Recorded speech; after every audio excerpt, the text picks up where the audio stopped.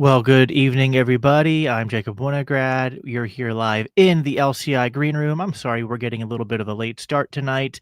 That is my fault, but I'm happy to just kind of skip the long-winded introductions and try to get this debate started promptly. And I'm excited to have both of these guys on. They have both been on my show separately, individually, and now they're here for a debate. To my right is, of course, Michael Leibowitz. He is the host of the Rational Egoist, as well as the Capitalist Corner. And don't you have like a third show now or something, Michael? You're like I collecting do. them. I got everyday ethics every day at 2:30. On the weekend, I do self-made soul. And I got to tell you something. Every time I'm around you, I'm arguing with somebody. I think it may be something about you that's causing this. Everyone likes to blame the Jews, so we're on both sides of every You ain't issue. kidding. To my left, of course, is someone who's also been on the show a couple times, a troll in the comments, libertarian jurist, debate me, bro. I think I got most of your official title, the one and only Casimir. How are you doing, my friend? Hello there. I'm doing great. I'm just at the top of the world. Thank you. Yes.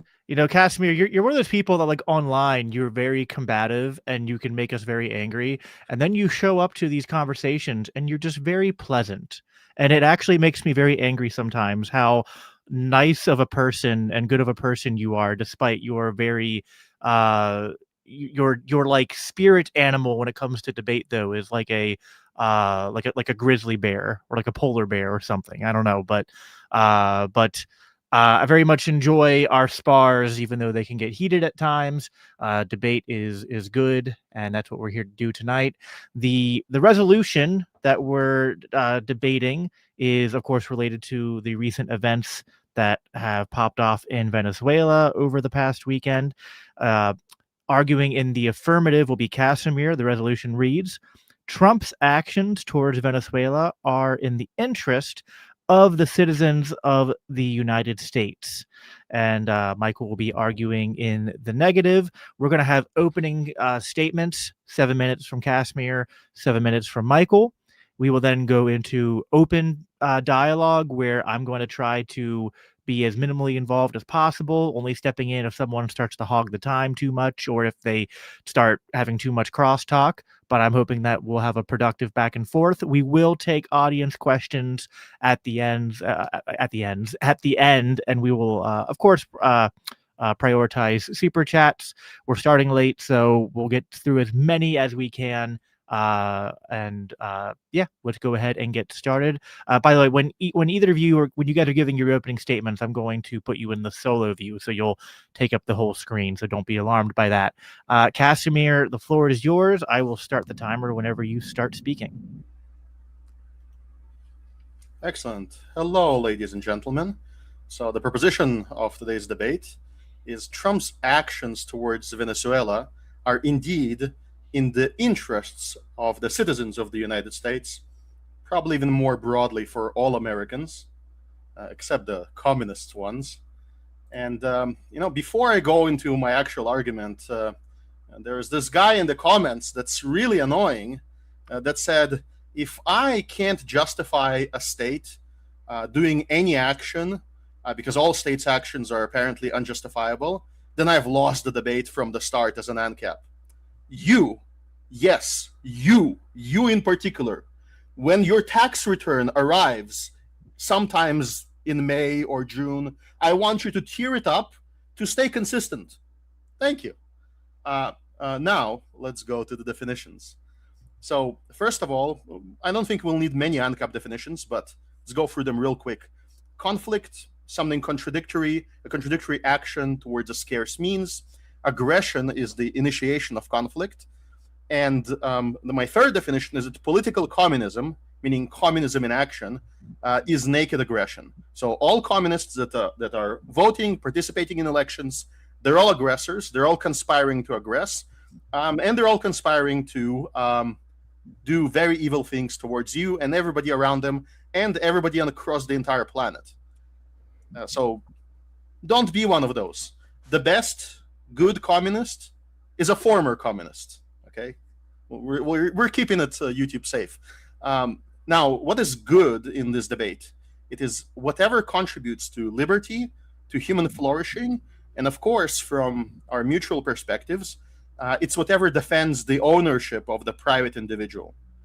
So, what exactly happened in Venezuela? What's the context here? The context is that in 1976, on January 1st, in fact, the Venezuelan state, a bunch of commies, decided to nationalize their oil industry, which by some estimates amounts to 20% of the entire planet's known reserves. Maybe this is a bit inflated, maybe it's 10%. But what's important is that by that time, the ownership of that resource was by primarily US citizens. These were US citizens who paid the Venezuelan explorers to locate the initial fields. It is the US citizens that went to Venezuela with equipment to explore and find more oil. It is the US citizens who negotiated with the thugs, with the commie thugs in the government to achieve concessions, which is basically just protection. And these were US citizens who built refineries all over the coast of Texas and other sounder states in the United States along the coast of the Gulf of America. So all of these were US citizens that in 1976 were aggressed against by a foreign power. And unfortunately, the US government sat there and did nothing about it. Maybe it was because of the USSR. I have no idea why. So whatever action Trump is taking in Venezuela is clearly to the benefit of some Americans. And as individualists, that's enough for us. It's enough. Now, I would say that developing 10% of the Earth's oil energy reserves and gas energy reserves is definitely in the interests of all Americans. When the market expands, prices go down, everything becomes more easy. We all agree on this. So I think just on the mere facts, my opponent already lost the debate. So what kind of arguments could he have? Let's go through them. He could say, it's done using stolen money, using tax money. He's not an ANCAP, he won't do it.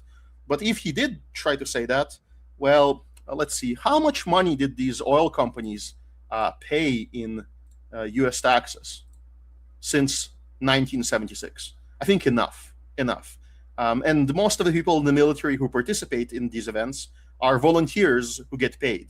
So as close to a PMC as we can get within our current regime. Okay, now what are the possible counter arguments?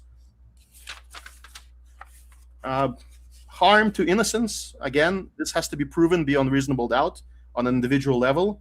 And every time you point at a communist that got harmed, tough luck. What could it be? Legality. Well, legality, I believe there's only one law. There's some idea here that it creates a bad precedent. It doesn't. The invasion of Panama might have created a bad precedent. Any of the actions of the communists across Europe might have created a bad precedent, but really none of this matters. International law is sort of a spook. What matters is, do your citizens have weapons? Are Americans armed? As long as Americans are armed, they're the real check on the power of our government. If we didn't want something to happen, we would be fighting at arms against it. And if it happens and we don't fight against it at arms, it means we don't care that much. Okay, let's go. What else? Okay. Now, what are the good points? Let's reinforce them. Protecting private ownership. Terrifying communists. Always good. Removing BRICS, which is the China, Russia, and to a lower extent, India alliance from the Western Hemisphere. Really, really good. Deterrence. I don't even need for this campaign to be effective. If we could just hit communists from time to time, it's good. It's a good thing. And then entertainment. The amount of crying on the internet that this has caused, the amount of unmasking by fake libertarians, It's just brilliant. I love it. I love every moment of it. And I don't believe that this will lead to any slippery slope, because the situation is completely different, as we will find out during the debate. I hope you will all have fun. Thank you. All right, with 15 seconds to spare, thank you, Casimir. By the way, I will read a couple quick funny chats. Apparently, someone thinks that you are streaming from the Shire, which I thought was pretty funny. Back to your background. And then there was a $2 super chat from Huge Hat Harold saying, Leibowitz shaved diabolical. Yes, we were talking about that before Immediate the concession. show started. I mean, yeah, immediate concession. All right, Michael, I will start the clock whenever you are ready. Go ahead. All right.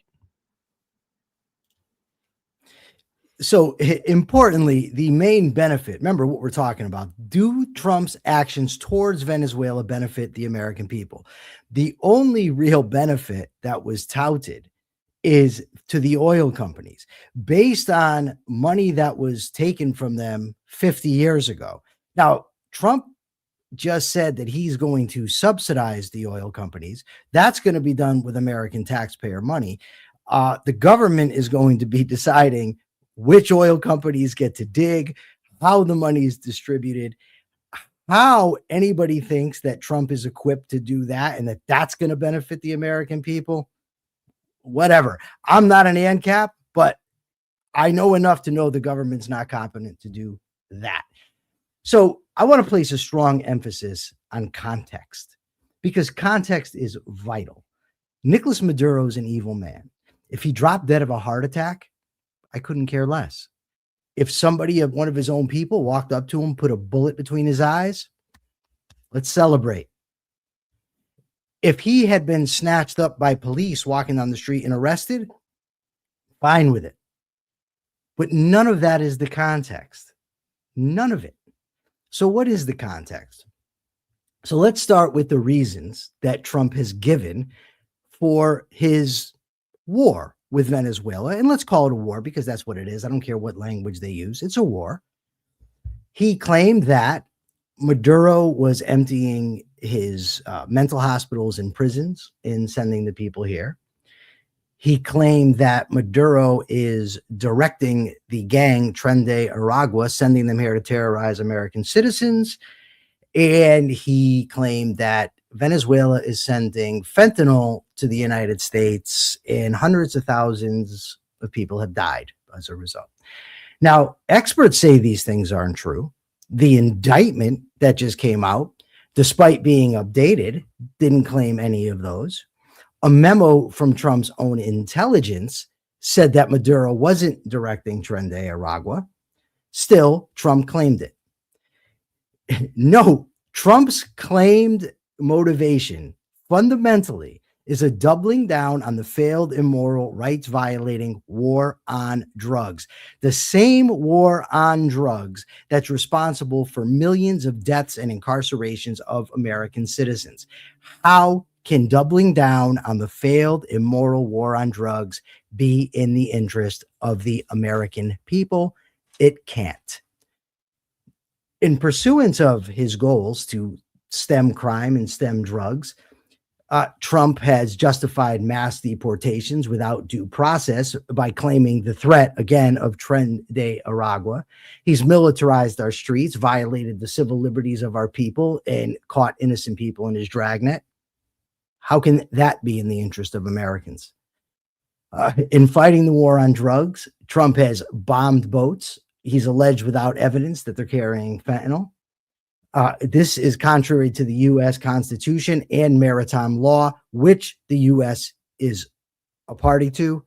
So how can it be in the interest of the American people to have its government act beyond the confines of the laws that it agrees to? Finally, we didn't just walk in with an invitation and get Maduro. The United States bombed Venezuela, killed combatants, likely civilians, sent in the troops, then captured Maduro. Bombing boats bombing a country, sending troops into a country, and arresting its leader, although he's illegitimate, are acts of war. According to the United States Constitution, only Congress can declare war. Congress didn't do so. This attack is blatantly unconstitutional. How can it be in the interest of the American people to have its government act outside the bounds of the supreme law of the land, the American Constitution? Any proposed benefits that are going to come to this, and we heard, well, BRICS is going to be put in line, and China is not, maybe they won't be getting rare minerals, and the oil prices are going to go down. These are all highly speculative and completely dependent on the United States government being competent, which I seriously doubt. We also have a lot of reason to be skeptical in our prognostications, right? First of all, consider our recent track record of deposing foreign leaders. We had the leader, the Taliban in Afghanistan, then we had Saddam Hussein, then Gaddafi. None of those turned out well. Venezuela has a collectivist culture. They had one failed experiment with democracy that lasted about 22 years. The socialist vice president under Maduro is now the president sworn in. Again, socialist, so not even regime change. Trump disparaged the idea of Machado taking over, the person, the liberal, very capitalist person whose party actually won the last election. Trump disparaged the idea of her taking over. He's shown no interest in installing a liberal democracy there. He has said the United States is going to run the country. Does anybody out there watching the show think it's a good idea for the United States to run Venezuela? He has not ruled out boots on the ground. He said it doesn't scare him. He's also been emboldened, which is not in our interest, suggesting Colombia, Mexico, Greenland might be next. None of that is to Americans' interest. Trump has said, as I said before, that we might actually be subsidizing these oil companies. Definitely not in America's interest. Now, will American citizens be happy about these things? How will they respond to being lied into yet another war? How will other countries think of us? What is their policy going to be toward us? If the U.S. maintains a military presence in Venezuela, is it not likely that there will be guerrilla groups? There's cartels there. Guerrilla groups will rise up, some coming from other countries like Colombia, and attack American soldiers. Do we want American soldiers to get killed, hurt, maimed? Is that in our interest? And what about the reasons given for this? Are these actions, now remember, crime and drugs, are these actions likely to make us safer from crimes and drugs? History and logic surely say no. There's a demand for drugs. People will seek to supply it. Do I got another 30 seconds? Yeah. You're already at 7 minutes, but if you want to take like 20 seconds to finish up, go ahead. You could give my 20 to Casimir. I'm fine with it. Okay. If supply is curbed, this will drive up the price, making it more lucrative. The people that will then get involved in the business, because the risk is up, will be the most ruthless. Crime is likely to go up. Also, with the iron law of prohibition, when drugs are outlawed, when they're harder to get, it leads to stronger doses, more condensed so they can smuggle it in, more deadly. In short, these policies are immoral, unconstitutional, and far more likely to cause harm than good. Sorry I went over, gentlemen. Not a problem. All right. We are going to, first of all, both of you, well done. I greatly enjoy hosting these debates to hear just, well articulated arguments, even if you disagree with each other. I think this is shaping up to be an edifying discussion for my audience, all of our audiences who tune in. Everyone who's watching, please make sure if you just tuned in, like this video and share it around so more people can watch it and find it later.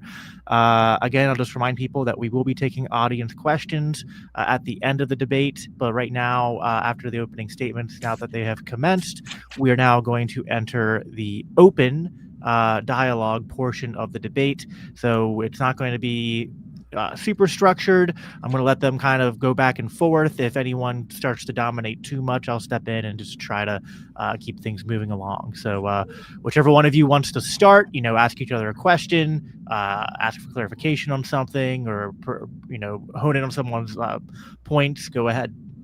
I say Casimir, given that I had a chance to respond to him already, he should be able to go. I'll give a quick review of what I found the most amusing, and then maybe I'll ask a question. And the whole section of Trump's words, there's lots of like what Trump said. I listed some of them, and then I wrote my rebuttal, and it reads as follows. Point number 1, don't care. Point number 2, don't care. Point number 3, don't care. Point number 4, don't care. Don't care about what he says. That's not the proposition of the debate. The proposition is his actions. Okay, his words are actions. Well, actually, all of his words, including the lies, the intimidation, the threats, not discounting any future action, all of those things, as the words, are objectively good. Now, if he goes and puts American boots on the ground into guerrilla warfare without any foresight, that's obviously bad. That would be a bad action. But the words for that, no, they're not bad. They're in fact good. It's good to make threats and to say that, you're ready for everything. Now, I think that the focus on Trump in the opening, I didn't want to use this argument, but there's a little bit of an obsession about Trump and not his actual actions. There's an obsession with character. I don't think my opening was really refuted. Oil companies are American citizens. They did, in fact, unlike some people say in chat, own the property, own the fields. It's not the government that gives them concessions, that gives them permission to explore and mine, that owns it. It's the person who goes out in the sweltering heat and gets paid and collects the money and invests the capital. He's the owner of the stuff that comes out. Not the person in some hut in Venezuela who spawned out of his mom, who says, who grabs a Kalashnikov and says, it's mine, it's ours. That person doesn't own anything. They don't even own themselves, okay? So the person who owns the oil is the person that invests in it. The capital owns the oil. I wonder, by the way, I don't want to go through all the points to avoid gish galloping. Do you disagree with this, Michael? Do you disagree that American citizens own the oil?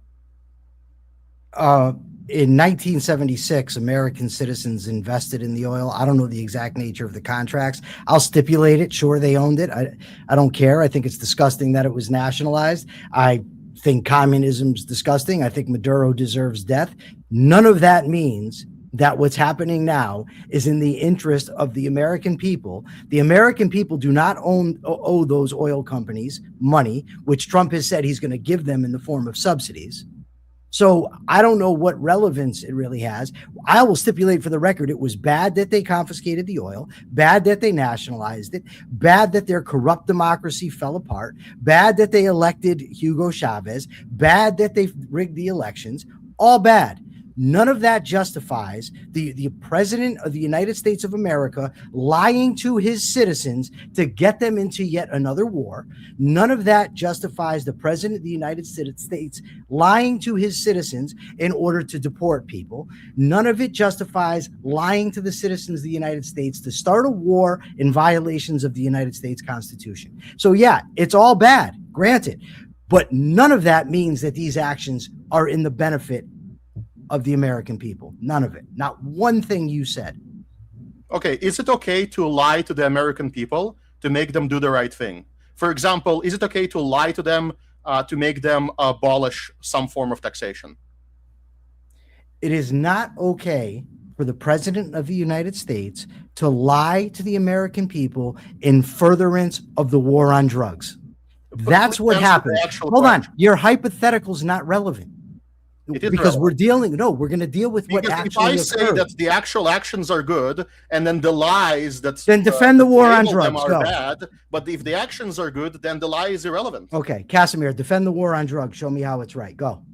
I'm not defending the war on drugs. But that's what this is. I didn't use drugs in my justification. Hold on. It's not a straw man. The drugs matter. They don't? Well, that's the justification. Hold on. Sorry. Hold on. The drugs are the justification. I don't. No. Yes. The verbal justification. The words said by Trump don't matter. What matters are the actions. What about the indictment? Does that matter? That does not matter at all, because it doesn't matter. It matters insofar as if Trump loses the court cases, if his lawyers are so incompetent and they somehow get him acquitted, even though they control the courts, then that might be a negative down the line. But that's not what we're talking about here. We're talking about the naked violence of striking at communists, of blowing up. You've obliterated context. Obliterated it, dude. It's your context. It's not mine. No, I don't have to make your argument. I don't have to prove that the war on drugs is good. I have to prove that Americans benefit to a great extent from Trump's actions. Now, Trump's actions don't have to be successful. They have to have a goal. And I know the real goal, and you know the real goal. Hold on. The Americans watching know the real goal. If they are smart Americans, let me finish. If they're smart Americans, they know that the goal is oil. And unlike communists, unlike the Maoists in chat, unlike the little pesky statists, we know that the oil, as you have admitted, belongs to American oil companies. Now, your only counter, the only saving grace that you have, is if you demonstrate to me that the oil companies do not deserve the welfare of having the government perform actions to get those oil concessions back to them. Okay. However, since 1976, and even before that, because that's not when they started investing, they have been paying more than you, combined more than most people in this chat, in taxes to the US government. And I don't know how about your theory, but my theory is very simple. If I pay $10,000 in taxes, I can take back $10,000 in any form I want, whether it's welfare or a tax rebate or any form. Or I can, in fact, I hope when the government collapses, I'll take it in museums and works of art and other things that the state socialized and will have to be privatized. So you have to prove that the cost of this conflict is going to exceed the benefit. And you don't even try to do that. That's not even part of the arguments. Of course it is. That's a lie. That's a lie. What you just said is it's either a lie or just a misunderstanding. The cost is the doubling down on the war on drugs. Regardless of whether you say it is or not, these are the actions given to justify it. These were the actions Trump used in court to try to justify using the Alien and Sedition Acts. This is what he's told the American people. This is what's on the indictment. Yeah, the oil's part of it, of course. But your claim, well, because somebody robbed the oil companies of tax dollars, now justifies them having the government rob other people to give it to them? Well, I didn't rob the oil companies, so why do I got to get robbed to finance their wealth in Venezuela? But again, the context, my man, the context is Trump's claims of why he's doing this. He's the president of the United States of America. He's launched an undeclared war against Venezuela. Nobody believes Only you believe that for the advantage, for the perceived advantages. What do you mean I'm the only one that believes it? About the drugs. Hold on. Hold on. Okay, nobody we care about. So we are to take. And this is no, you don't. We're going to take your word. You said that I lied. What was my lie? Your lie is saying that I haven't even tried to show the costs when I'm clearly showing the costs. Yes, that's the lie. It's either a lie. It's either a lie or you just don't understand. Either way, don't care. The point is, I made the case. You don't understand. You don't understand. I understand clearly. I understand. How does military cost works? How does maintaining an aircraft carrier work? It's funded by tax dollars. But again, you're obliterating context. Don't run away. There's no running. Dude, you couldn't make me run if you had a machine gun. Let's be real. You can't answer my question. Okay. Well, all right. Let's try to. There's been a lot of crosstalk, which I didn't want to interrupt right away, but let's try to reel it back in a little bit here. I feel like both of you think that each one of the other is misconstruing something or not dealing with something. So I want to give you both an opportunity to pin that down. Cass, what do you think is not being answered by Michael here? So first of all, he is making an objective claim, and he brought zero objective evidence. So I'll have to do it for him. I'll have to do his homework for him. When you budget an aircraft carrier, that's when you've stolen the money. You've stolen it already when you budgeted it, and then it's gonna sit at port. It's gonna sail across the ocean. It's gonna sit at a base. It's gonna go to Venezuela or to any other country. It doesn't matter. You already paid for it. So what matters is how is it going to be used? Is it going to be used in a pointless training exercise, or is it going to be used for recovering U.S. citizen property? Not even recovering it completely, just making the first step in an effort to do so. Is that going to be something that you can do?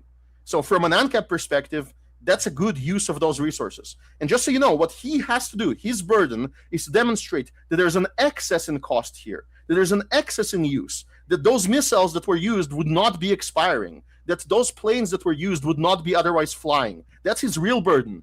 And that's what most people on the internet don't understand. They're like, anti-war, anti-war, anti-defense. And here is another important point. If you lived inside anarcho-capitalism, in any covenant community, you would be paying for private defense. The only argument we have against the state, and the main one, is that they're ineffective at using all of that military power that they're amassing. They're ineffective at deposing communists worldwide.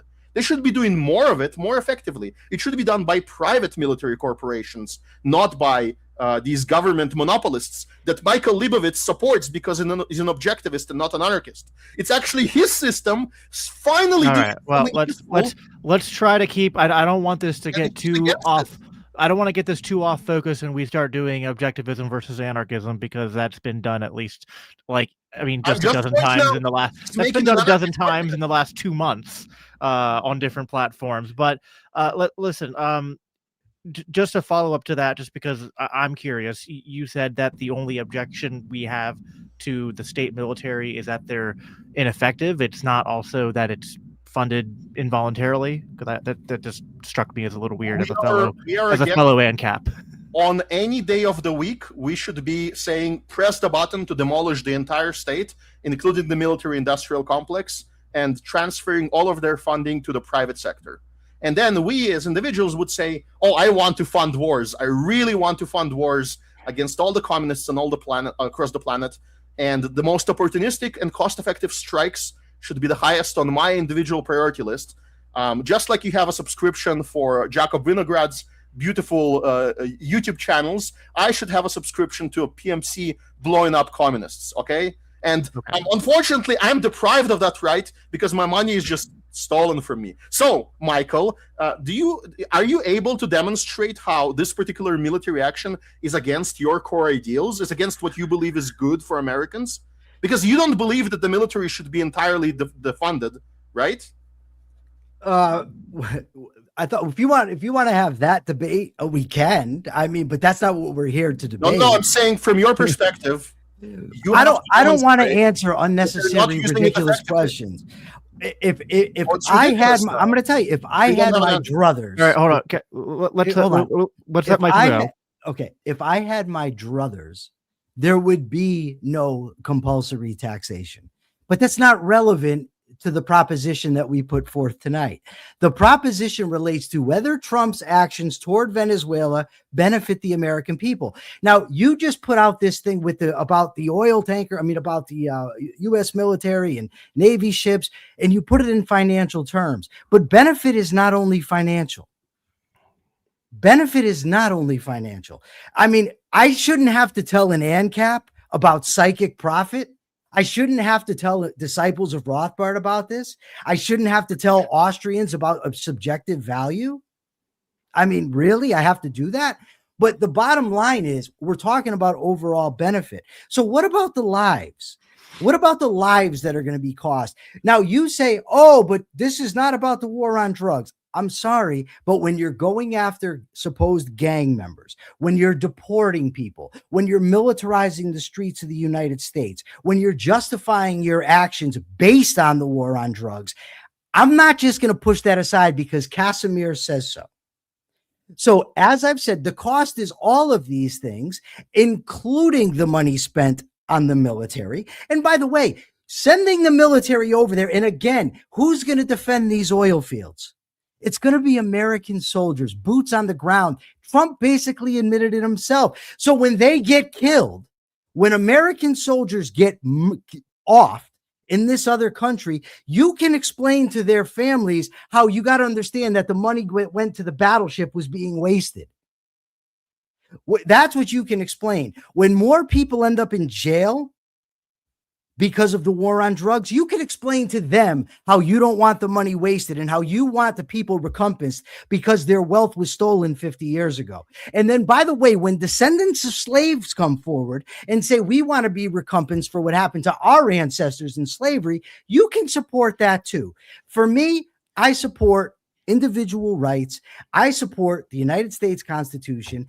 This is clearly in violation of all of those. That's all.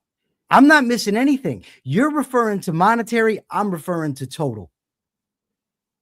There are many slaves that can demonstrate a particular person that enslaved them and a particular piece of property on which their family member worked. And for those people, restitution and retribution is due. If there is no living villain that actually committed the enslavement, and if the children denounce all of these actions, then the real thing is the property. I do believe that those property disputes should be resolved by, as Hans Hoppe recommended, demonstrating evidence. If you have a piece of paper, which many slaves do, of where many slave ancestors, people with ancestors, slaves. We get what you mean. Yeah, I get you. Okay. Well, at least you're consistent. At least you're consistent. Now, wrong, but consistent. We don't have some nebulous evidence. We have an actual admission by the criminal, by the act of nationalization. They have admitted the crime. So what they owe the American companies is not just. Actually, they also did an act of armed robbery. So everybody that committed an act of that armed robbery, everybody that supported it and keeps supporting it, they owe a pound of flesh to all of these companies, to U.S. citizens. And if our government, which you support a government. No, I don't. That's not true. Defending ownership, then you actually are supposed to be in favor of the government enacting the retribution and restitution, because as an objectivist, you claim that the government, it's its only role, which is magical. As soon as it starts doing something specific about it, you say, "Oh no, that's unconstitutional. Oh no, that's against international law." No, it is. Cares. If I may exercise a little moderator's. Go ahead. If the Constitution prevents it, if the Constitution prevents retribution and restitution, you as an objectivist should say that's evil. First of all, it's not just a matter of you're going to get somebody's property back. That would always be a good thing. Who wouldn't be for somebody that lost their property getting it back? But you're going to have, like the guy here, Jeb Common says, controlling the world's largest oil supply and lithium supply will absolutely benefit the American people. Sure, because the United States government has demonstrated such competence in controlling these types of things. We've showed such competence in going and administering other countries. No, they have not. They've shown themselves to be abysmal failures at this. And by the way, this is all completely hypothetical that this stuff's going to happen. And it's all contingent on the competence of the United States government, which I thought ANCAP said they're not competent. And by the way, you're saying you're putting down the Constitution, yet you're supporting the president who was elected under the Constitution, the president who took an oath to uphold the Constitution, the military who, no, not a straw man. You need to learn your fallacies, Junior. Here's the thing, right? The Constitution is what the military has agreed. The military has agreed to uphold the Constitution as well. So you put down the Constitution, but could support all the people tries to that have done it. Steelman my position, you will fail because you've been. It's not Jacob's job to make me steel man you. Correct. Dude. Here's the thing, Casimir. All you do is lie. Casimir, what you don't understand is during this debate, I'm going to be honest with you and blunt. I've utterly destroyed you. You just don't get it. Like All you right, don't get it when you run your mouth online. I'm sorry. You don't get it. Let's pause for a moment. I like you both. This is my channel, so I'm It okay is with your the channel. I'm okay with the crosstalk. I'm even okay with things getting a little bit snarky. I will insist that we try to be as charitable as we can. And from my perspective, I don't think anyone here is trying to lie or be dishonest. This is how debates go. You know, arguments get misunderstood, or you just have a disagreement on how to interpret particular data or philosophical disagreements that we're trying to work out. I want to ask a question to Michael, which I think will help suss out some of what Casimir is arguing for, which is that like, forget the Constitution for just a moment, because I'm not an objectivist. Jacob, I'm an ANCAP like Casimir. Yes, Casimir. If I may, with limited time, may I ask the questions until we decide to close it? Well, I think this will be helpful, but if you don't want me to ask it, then you can proceed. No. So, Mr. Leibovitz, I think that the fact that he came unprepared and he didn't demonstrate that this is a net economic increase, meaning there is an extra cost by this action, that this is like, he is supposed to say, what he's telling you right now is, he tells you, I'm an objectivist. I support the existence of the US military, but I don't want it to be used. He's telling you, I'd rather this aircraft carrier be out in the sea on training exercises, shooting at paper targets, than shooting down communists. And he's pretending to be an ANCAP to say something else. And you see, economically, he didn't demonstrate anything. He didn't demonstrate this is an extra expense that would not have existed. He didn't say to you, I want to abolish the US military. He is in favor of the monopoly of the US military. And when I say the broken clock, the US military monopoly is a broken clock. It's incredibly inefficient. Finally, it kills a communist. Finally, it takes a communist prisoner. And suddenly, all the objectivists are against it. Oh, no. Well, I think we're going in circles here, though, because you're again bringing it back to economic cost. And I have a question next. I have to reinforce my point because he's dodging them. I have a simple question to Michael. Did you say that Venezuelans did not aggress against Americans? Did I say no Venezuelans have aggressed against any Americans? No. I never said that. Do you want me to quote your recent Twitter post? Sure. Go ahead. Or let's quote it up. Yeah, let's quote it up very quickly. Where is that beautiful reply? I probably won't see it. You did say that. I thought I came unprepared. You said that this was an aggression against Venezuelans because Venezuelans did not do anything against Americans. I mean, am I wrong? I have never said that no Venezuelan committed an act of aggression against America. I've never said that ever in my life. I don't know what you're talking about, so I can't really defend it. You have to show me, but you're not showing me. Okay, what about the question before? Jacob wanted to ask a question. You stepped in. How about I ask Michael my question quick while you try to find the post for Can I address what he said first, Jacob? Sure, go ahead. Real quick. I'll do it quickly. You brought up again the economic cost benefit analysis. The debate proposition is not about solely economic cost benefit analysis. It's about whether Trump's actions toward Venezuela are benefiting the American people. There's other benefits and there's other costs that are not economic. Okay, go ahead. So you concede the economics entirely. No, I'm not conceding it. We don't know yet because we don't know what the economic. You've conceded it. Saying there are other arguments against it and for it, it means a concession. Do you understand what logic is? I mean, seriously, I'm not trying to even be rude here, but to say there's other arguments doesn't mean that I'm conceding that one. You say B is also true. That's not a negation of A. You have to prove that A is false. Okay. Yes, I understand. What I've said from the get-go, and you can go back to my opening statement, is that everything that's going to come from here on out is based on speculation. So we don't yet know what the economic costs and benefits are going to be, but I'm skeptical given that the government's history of managing these kind of things. Just answer so far. We don't know, but I said that already. Casimir, I said that. One moment. Hold on. You ask a question and then won't let me answer it.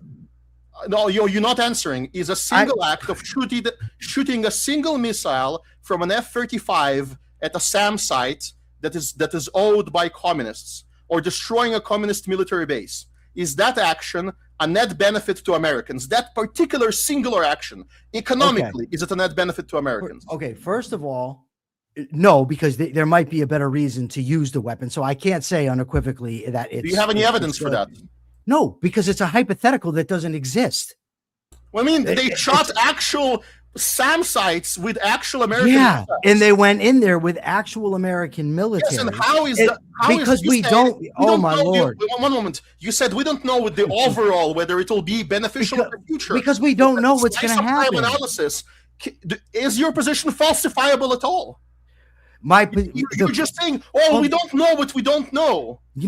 Yes, Casimir, we don't know what we don't know, which is why engaging in this. Here's a simple question. I'll simplify it for you.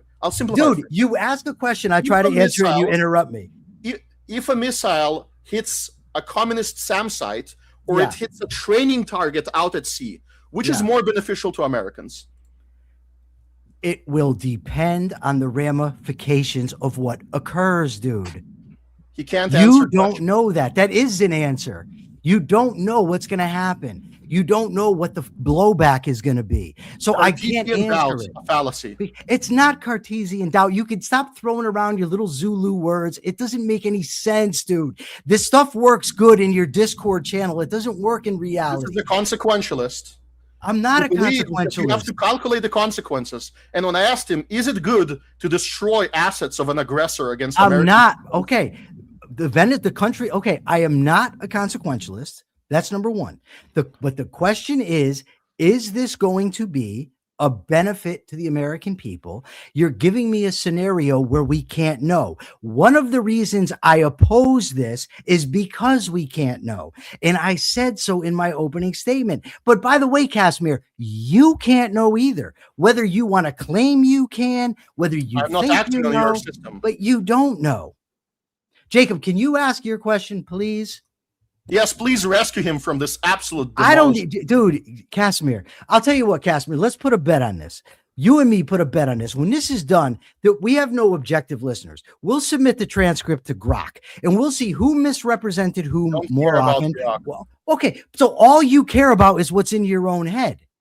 Because there's no objective criteria that's going to show that you've been wrecked tonight. Well, let's go ahead, Jacob. Ask your question. I answered his question. Now I'll answer your null and void. You basically say that because we don't know. Are you going to let Jacob ask a question, or are you going to keep talking? Yes, Jacob can ask a question on his own show. He can come in here and enforce his private property, his ownership of this channel. All right, awesome.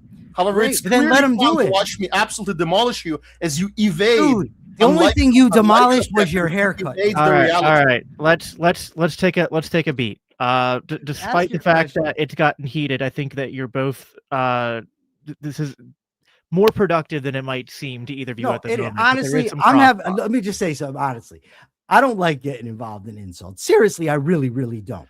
I really like to have just a good discourse back and forth. Seriously. But for like a year now, I've been dealing with this dude online with his shots, and he's going to throw the gauntlet and calling names and this and that. And he comes on here, he does the same thing. So I'm just having a little fun. But the truth be told, I don't want to gauge in insults. That's really not my jam.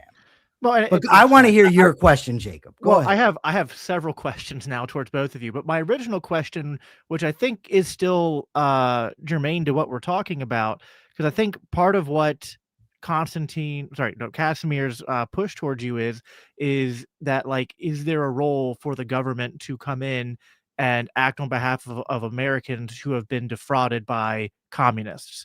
Okay. And maybe you would say Trump's action in this instance wasn't the right act, but does that mean that there is not a way for the government to intervene to uphold the I guess, like, the private property rights of their citizens who have been sort of infringed upon, at least in history, by the Venezuelan government? So if you're asking me, do I think that the United States of America should play police and go around the globe and rescue American citizens who have invested in other countries? No, I don't. No, I don't. But that's a separate question from whether these actions are going to benefit the American people on whole. So no, I don't think so. Do I think there's a role for the American military? Certainly. If Americans at home, maybe even abroad, get attacked, that's the role for the American military, right? The role for the American military, but it's also clearly defined in the Constitution, right? So we have that aspect of it. But to simply answer to your question, the role for the American people is to protect the rights of Americans here at home.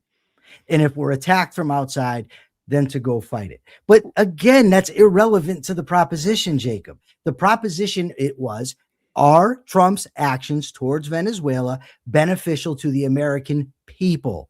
Not some American people, not a sliver of the American people, but the American people.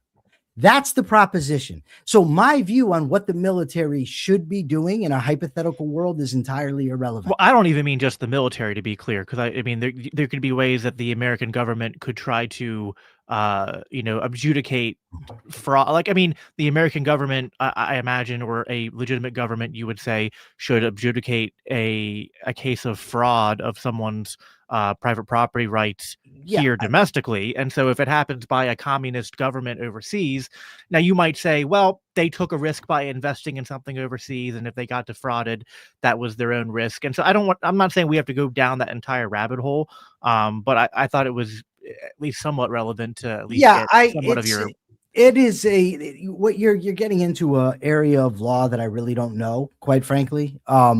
So I'm not certain on it, and I'm very comfortable saying when I don't know, I don't know. There's probably instances that you could give where I would say yes, but by and large, as a general principle, I think that if people want to go overseas to other countries that are hostile or they're not democratic, and they want to invest their time and money and put themselves at risk, it's not the job of other Americans to bail them out.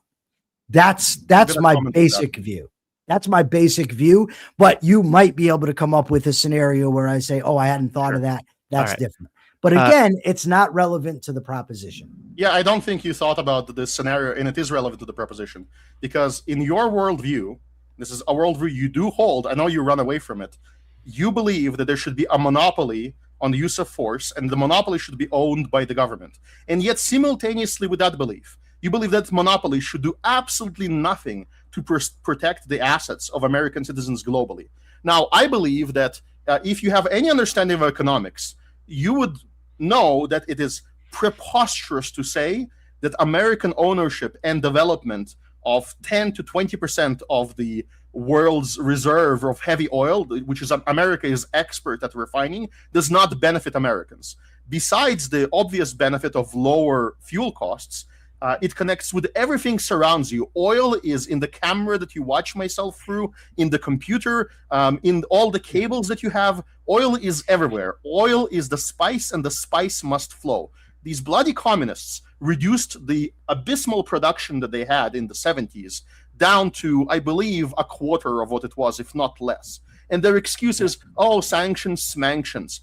The reality is that they're absolutely incompetent, even more incompetent than our governments, even more incompetent than our corporations. I'm fine with that. Would greatly benefit from private ownership, from individual ownership of those oil reserves, even, dear God, even from corporate ownership of those oil reserves. Nobody is more incompetent than the communists. Sure.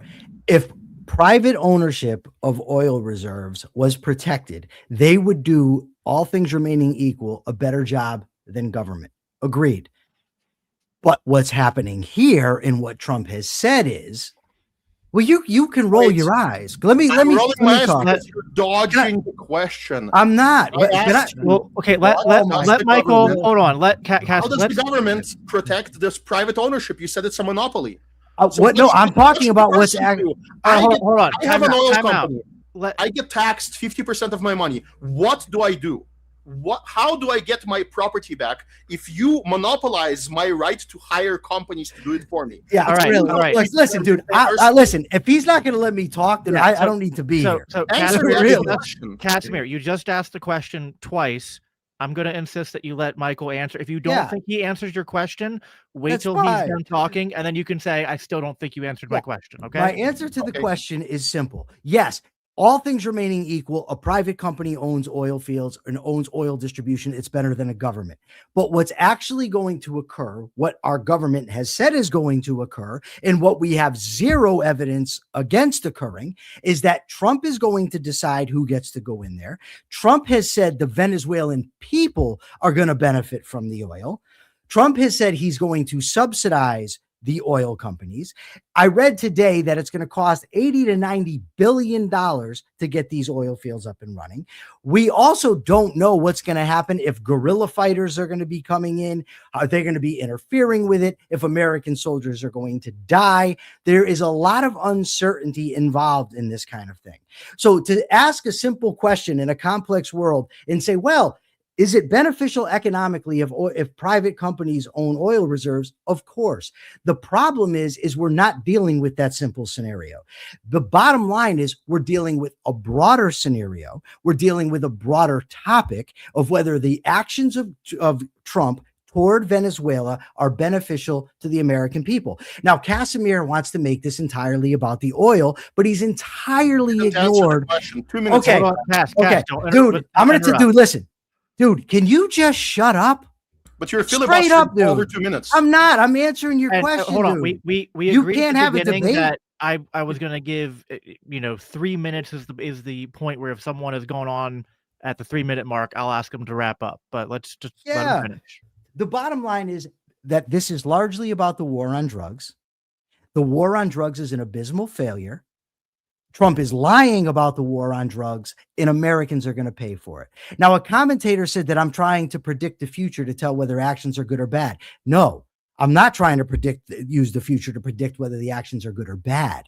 I'm trying to say that we can't predict the future in this specific thing, and therefore we can't know if that's going to benefit the American people. That's what I'm saying. Go ahead, which Jacob, is not over the to you. answer to my question. Okay, I'll give you a simple. I'll give you a simple question. I am an American citizen. Yeah, and I invest in. There's a place on Earth where I can homestead oil. I come in there and I homestead oil, and in fact, not just homestead oil, but I'm very magnanimous. And when thugs show up to me and say, "Hey, there's such a thing as concession. We believe in socialism." And you should give us some of that money that you are extracting with the sweat of your brow from the earth. Not just the money that you pay all the workers, not just the money that you pay for all the capital that you're investing, not just the money for all the economic benefit that you're providing. On top of that, you should also bribe our government. And we say, okay, cost of doing business, we'll bribe your government. And then 20 years later, once we started developing everything, you just say, oh, I'm in favor of the USSR. I don't like you anymore. You're not longer my friend. So we're going to take it from you. Your position, and this is the question, focus, really focus. Your position is that I have no bloody recourse. It's illegal for me to maintain my own military. It's illegal. As an oil executive, illegal for me to do so. It's illegal to hire mercenaries. It's illegal for me to go and engage in private war and privateering against another country. You have deprived me of that right. And now you tell me it's not your responsibility to do so. I am paying to the benefit of many Americans. I am paying trillions of dollars in taxes since 1976. The collective eye of all the evil oil corporations, all the evil oil corporations that produce all of the things you benefit from, that saved your mother in the hospital by providing her with all the plastic that's there, by saving your father, by extending your lifespan. All of these evil people, all of these evil capitalists that you're so much against, you're telling them they have no recourse. And you're telling us that we don't benefit from their efforts, that doing the modicum of action for the first time in 30 years, doing something physical against the thieving communists, you're immediately against it without benefiting, without analyzing that benefit at all. So now tell me, what should I do? Okay, first of all, the American companies didn't homestead the land in Venezuela, so that's false. What they did was paid the Venezuelan government for the right to explore for oil. That's what they did.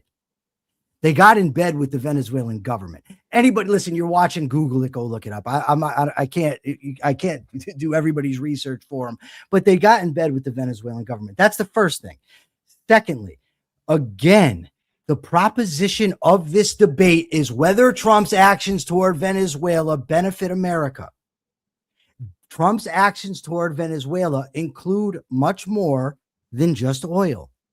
Again, you can't know if we're going to benefit from the oil, and whether or not it's just or unjust is not relevant to the proposition, because that's not the proposition. But again, even your hypothetical fails because it wasn't homesteaded. They paid the Venezuelan government for the rights to the oil. The whole point is, look, I'm gonna narrow this down as quickly as I can. Do Trump's actions toward Venezuela benefit Americans?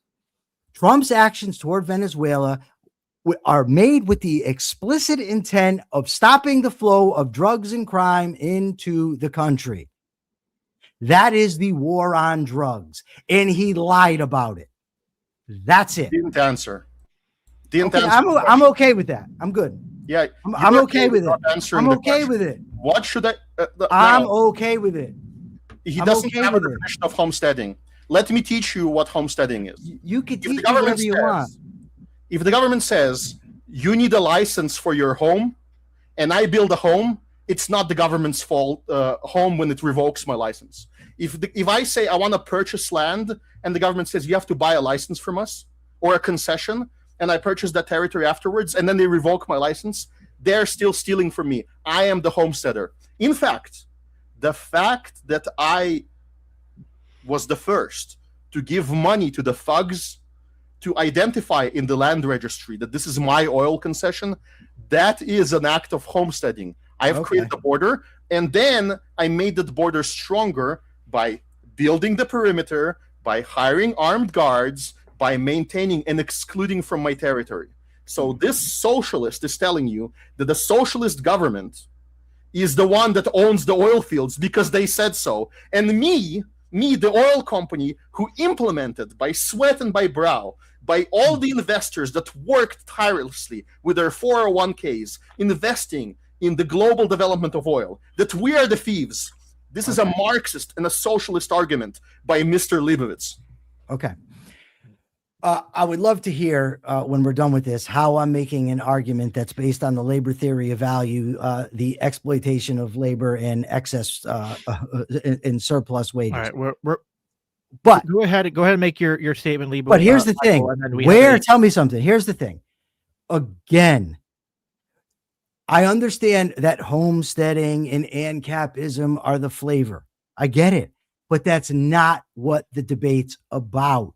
The debate is about whether the actions of Donald Trump toward Venezuela benefit Americans. Now, to specifically mention your argument right now, I will talk about it. The bottom line is, so they paid the Venezuelan government. Where did the Venezuelan government get that land from? They didn't. They don't own it. Well, the whole country, they took it from somebody. They've made a claim about something. No, you have to demonstrate beyond reasonable doubt. If you claim that somebody stole something, you have to demonstrate it beyond reasonable doubt. Yes, you do. Okay. The presumption is of innocence, not of guilt, Mr. Leibovitz. Okay. Here's my presumption. Let me make this clear for you. I will even grant this to you because I don't care. The American oil companies homesteaded the land in Venezuela. Granted. Okay. Now explain to me how doubling down on the war on drugs and lying to the American people, how deporting people under this guise, how catching American citizens in your dragnet and violating their civil rights, how killing and executing people on the seas, and how going in, bombing Venezuela, snatching up Maduro, and then putting in place another socialist benefits the American people. That's what you have to say. That's what you have to answer, not some hypothetical about homesteading 50 years ago. What you have to do is show that the war on drugs is worth it. I want you to be able to refocus the debate. I want you to please showcase the image that I'm presenting. I don't need to. Your image is irrelevant to the proposition. The proposition is simple. Do Trump's actions toward Venezuela benefit America? That's the proposition. And you keep wanting to get bogged down in homesteading, all kinds of stuff. It's, do they benefit the American people? Which you just 5 minutes ago claimed that they didn't have a homestead and then conceded on. I conceded because it's not worth arguing. It's irrelevant. You basically lost the debate at this point. But I want to show you a moment where you actually misrepresented the truth. Okay. Go ahead, please. So maybe you guys don't see it, but the very final sentence, I'm going to read it for you. Does it matter that Trump is a demonstrable liar? No, it doesn't. Does it matter that he has repeatedly lied to justify bombing alleged drug boats? Maybe when the action is about Trump. And now, to justify a military assault on a foreign country that hasn't attacked the U.S., it matters to me. A foreign country that hasn't attacked the U.S. That's right. A foreign country that hasn't attacked the U.S. So I think you should repeat it 5 more times because you're really making yourself stealing go here. 10 armed robbery and stealing 10 to 20% of the world's oil reserves is not an attack. That's what he's telling you. And then production. That's not an attack. That's what he's telling you. And by the way, he got cornered because he now conceded that it is homesteading. I didn't. He does believe in the military monopoly. And so me, as an American citizen who wants as much oil produced as possible, so that I have as cheap of a product as possible, so that I have as much of my life, as much of my flourishing and liberty as possible, he believes that the military should just park out at sea and shoot at targets instead of shooting at communists. That's what he believes. He won't tell you that. He will break it down into different components, but the logical structure is there. He got captured and he lost the debate. Okay, I didn't get captured. The problem is what I said earlier today. What you asked me if I've ever made the claim that no Venezuelans have ever attacked Americans, and I never made that claim. The country of Venezuela, meaning the government of Venezuela and the military of Venezuela or their assets, have not attacked the United States of America, the geographic region known as the United States of America. That's what I was talking about, because that's what's relevant to the Constitution of the United States of America, Casimir. Again, you're not addressing the debate. Okay, you listen, I just let you bogart and talk and yap and talk, but you're not addressing the fundamental proposition. Is this in the interest of the American people? You're saying it's irrelevant if the American president lies. It's irrelevant if his reasons given aren't real. That's all irrelevant. I'm sorry, but most people, the American people that you're saying are going to benefit, think it matters when their leaders lie to them. They think it matters when their leaders violate the law, when their leaders violate the Constitution. You keep saying, oh, this is not the war on drugs, except for that's Trump's justification. I'm sorry. I have to go by what the official justification is, not what Casimir has invented in his head about homesteading from 50 years ago. Wait, you just conceded that the homesteading was real. Are you now reneging on that? What I said was I'll concede the point because it's irrelevant. And no, I'm not reneging because I don't care. It's irrelevant to whether Trump's actions now. I'll build it. Hold on. Okay. Okay. So Casimir has ordered me not to say it. I'll say it again. It's irrelevant. Yeah, I mean, Michael's allowed to say it's irrelevant if he thinks it's irrelevant. I'll demonstrate it's relevant. Is it in our interest that the oil gets explored to the maximum and exploited to the maximum in the market? Of course, okay. Yes, no. It's not a monologue. Dude, you were not going to tell me how I can and can't answer a question. You just your tough guy shtick. Hold on. I want to build a logical structure. Dude, your tough guy shtick doesn't work. I'm sorry. Okay, then you can just be quiet. Your beard, your suspenders, and your Amish haircut. Now it's my turn to talk. I tried to interrogate you, but you asked me a question. Dude, I'm not here for you to interrogate you with yes or no questions. It will build a chain of logic. It will demonstrate that you're not truthful. Hold on. You're preventing me from doing so. So now it's my turn to monologue for 3 minutes. Who the fuck are you to think that you're going to dictate how I answer a question? He was done speaking. All right, so I have you both muted because this is my show. So I'm using my private property rights. Listen, this is I'm fine with open dialogue, but this is not a blood sports channel. So, Cass, if you want to ask Michael, hey, can I give you a series of just yes or no questions? You can ask him that, but you can't force him to go along with that. So that's something you guys can try to work out. There's utility to that kind of like Socratic method of like, can I ask you a series of questions to try to demonstrate a point? But you can't, like, you got to work that out in the conversation. You can't just like, accuse Michael of being bad faith because you in your head wanted to go down that road, but it wasn't like agreed upon by both people. So I'm going to unmute you both after. So like we're at an hour and 10. I'm going to let this go for another like 10, 15 minutes. And then we do have some super chats and some audience questions that we're going to get through then, as well as probably I have a few, moderators prerogative questions I want to ask in the mix of that as well. So just kind of, laying stake for where we're at right now. You guys can jump back into it. Whose turn is it? I understand that he doesn't have a sense for when he's been interrogated after speaking for 3 minutes. So now I'm going to take my time and my 3 minutes, please, because I do have to go through and explain and demonstrate. You talked last. How? What are you talking about? How it's not irrelevant. You just talked. No, that's not true. It is true. Watch the clip, dude. You spoke, and then you finished speaking, and I asked you a question, and then you started. And then I tried to answer, and you said, "I'm not going to let you answer." No, that doesn't mean you get another 3 minutes, and I get to not speak. Okay, if you Jacob, want to answer yes or no questions, here's my question: Can we argue? Because I'll just go back and forth. All right, and we have a fire. Listen, Poindexter, you don't bully me. You don't control me. Nobody cares about how tough I think you are. I don't care.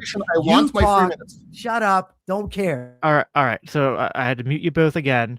I'm going to honor Michael tried to ask me a question, so I want to hear what his question is to me as the moderator, see what he says, and I'll roll if his request is reasonable, and then decide who's speaking next. So, Michael, what's your question?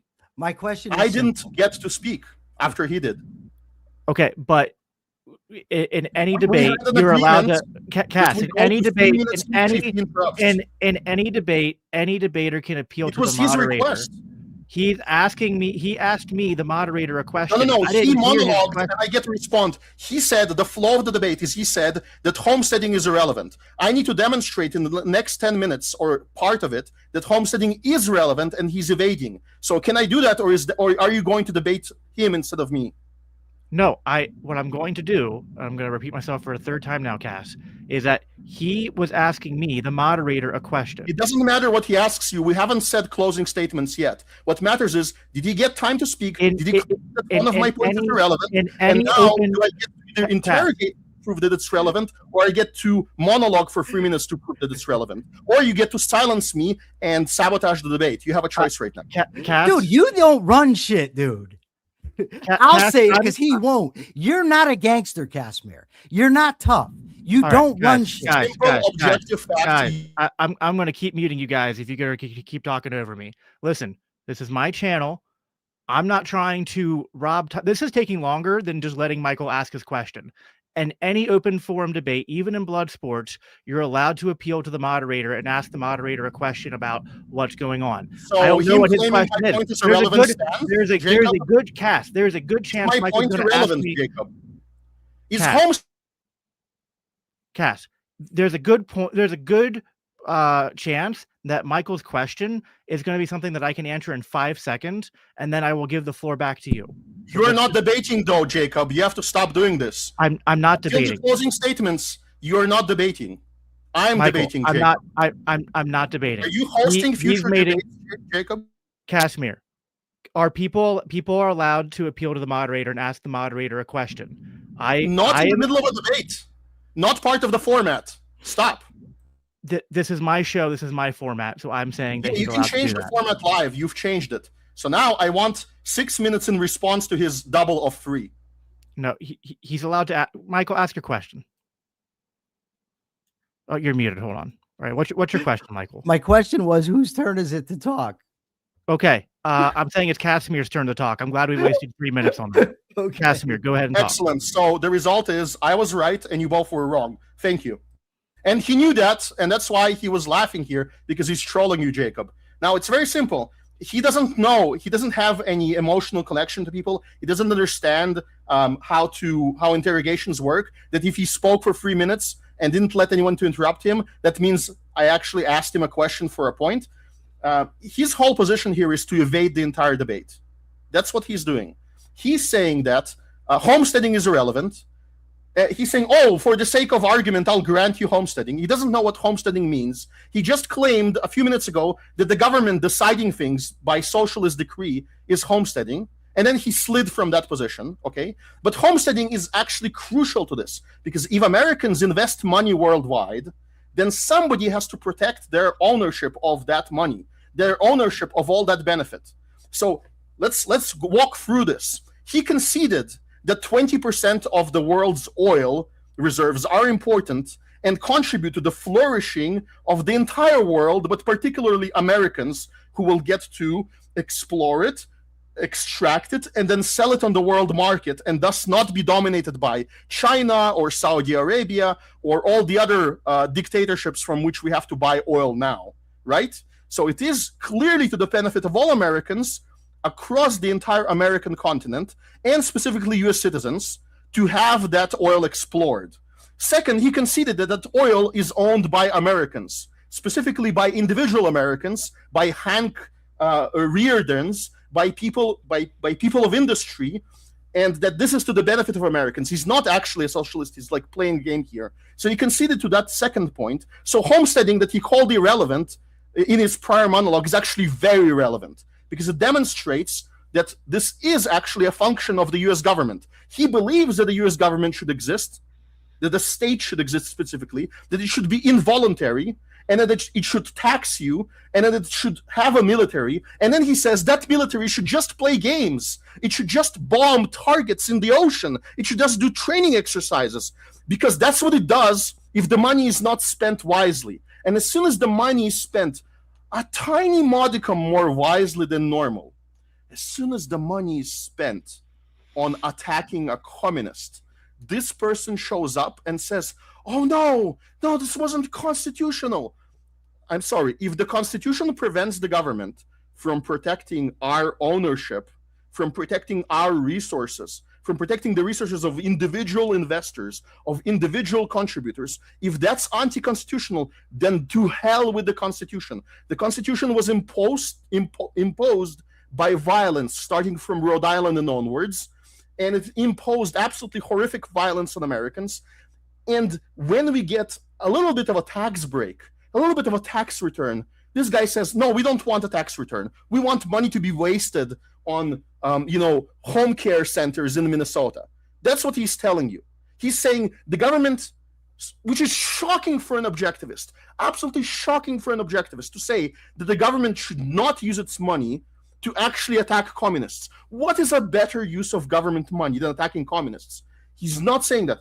And he tried to claim to all of his subscribers, he slid off this point, that Venezuelans never attacked Americans, specifically the Venezuelan government that got bombed. And he said, oh, it's territorial.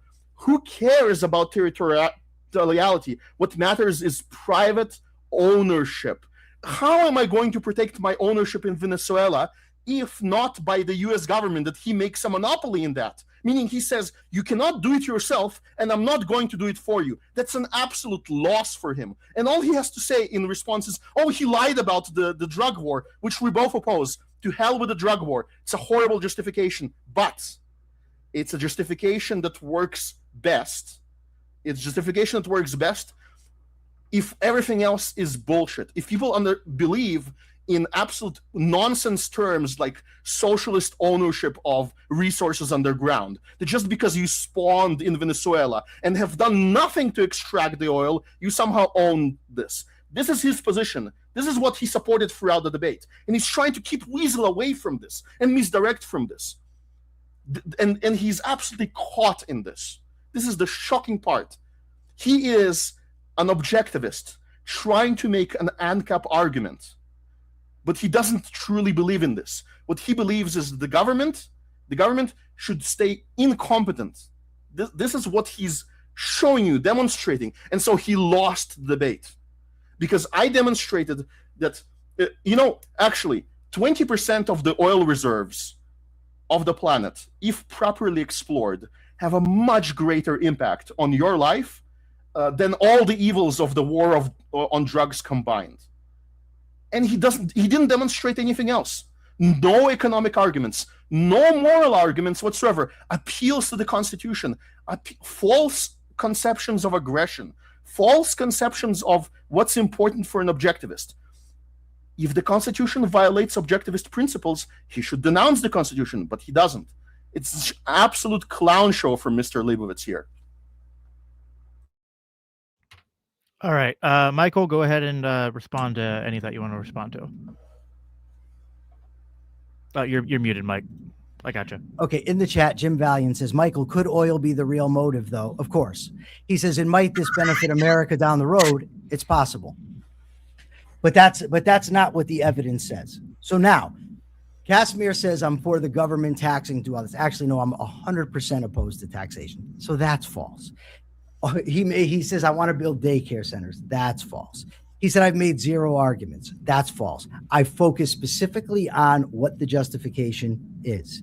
Do I think that homesteading is relevant to life? Yes. The reason I don't think it's relevant here in this case, because I don't think that the United States military should be going to another country to help install a new socialist leader under the possibility that the original owners are going to get the oil back, which we don't know they're going to. They're also going to be subsidizing these oil companies per the Donald. At least he said there's a very good chance of that, right? That's what I'm opposed to. It's not a simple matter of somebody had their property taken and now somebody else is going to go get it back for them. There's going to have to be American troops that go and secure these things, whose lives are going to be at risk. And it's all under the assumption, of course, if they develop the oil, it would benefit Americans. Of course, if it was in private hands and it's on the market, it's going to benefit Americans.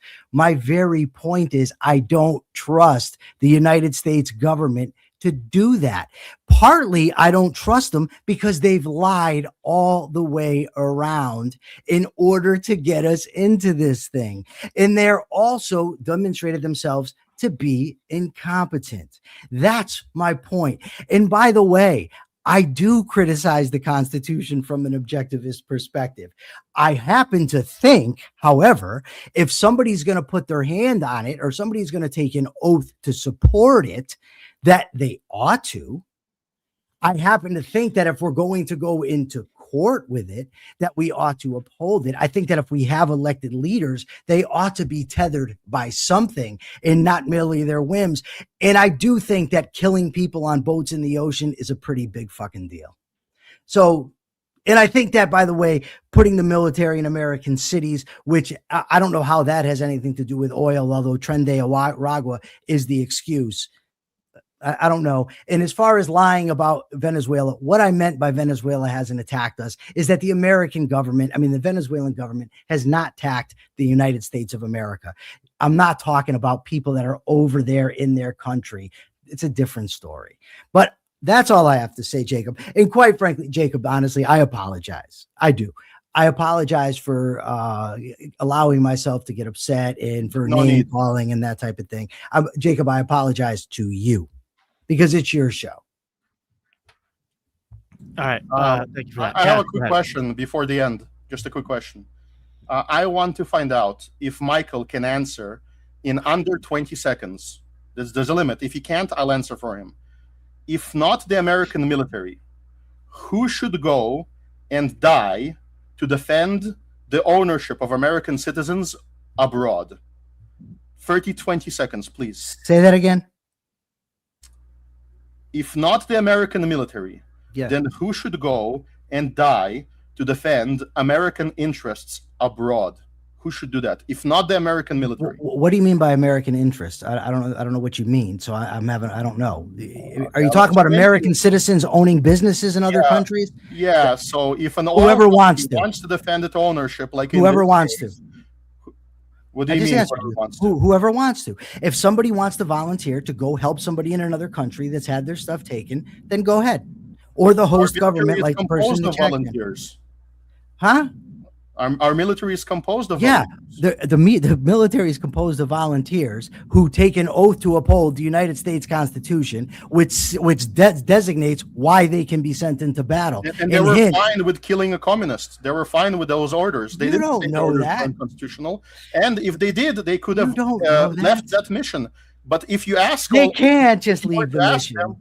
If you listen, your answer was an evasion. Oh goddamn! Okay, it was an invasion. You're right.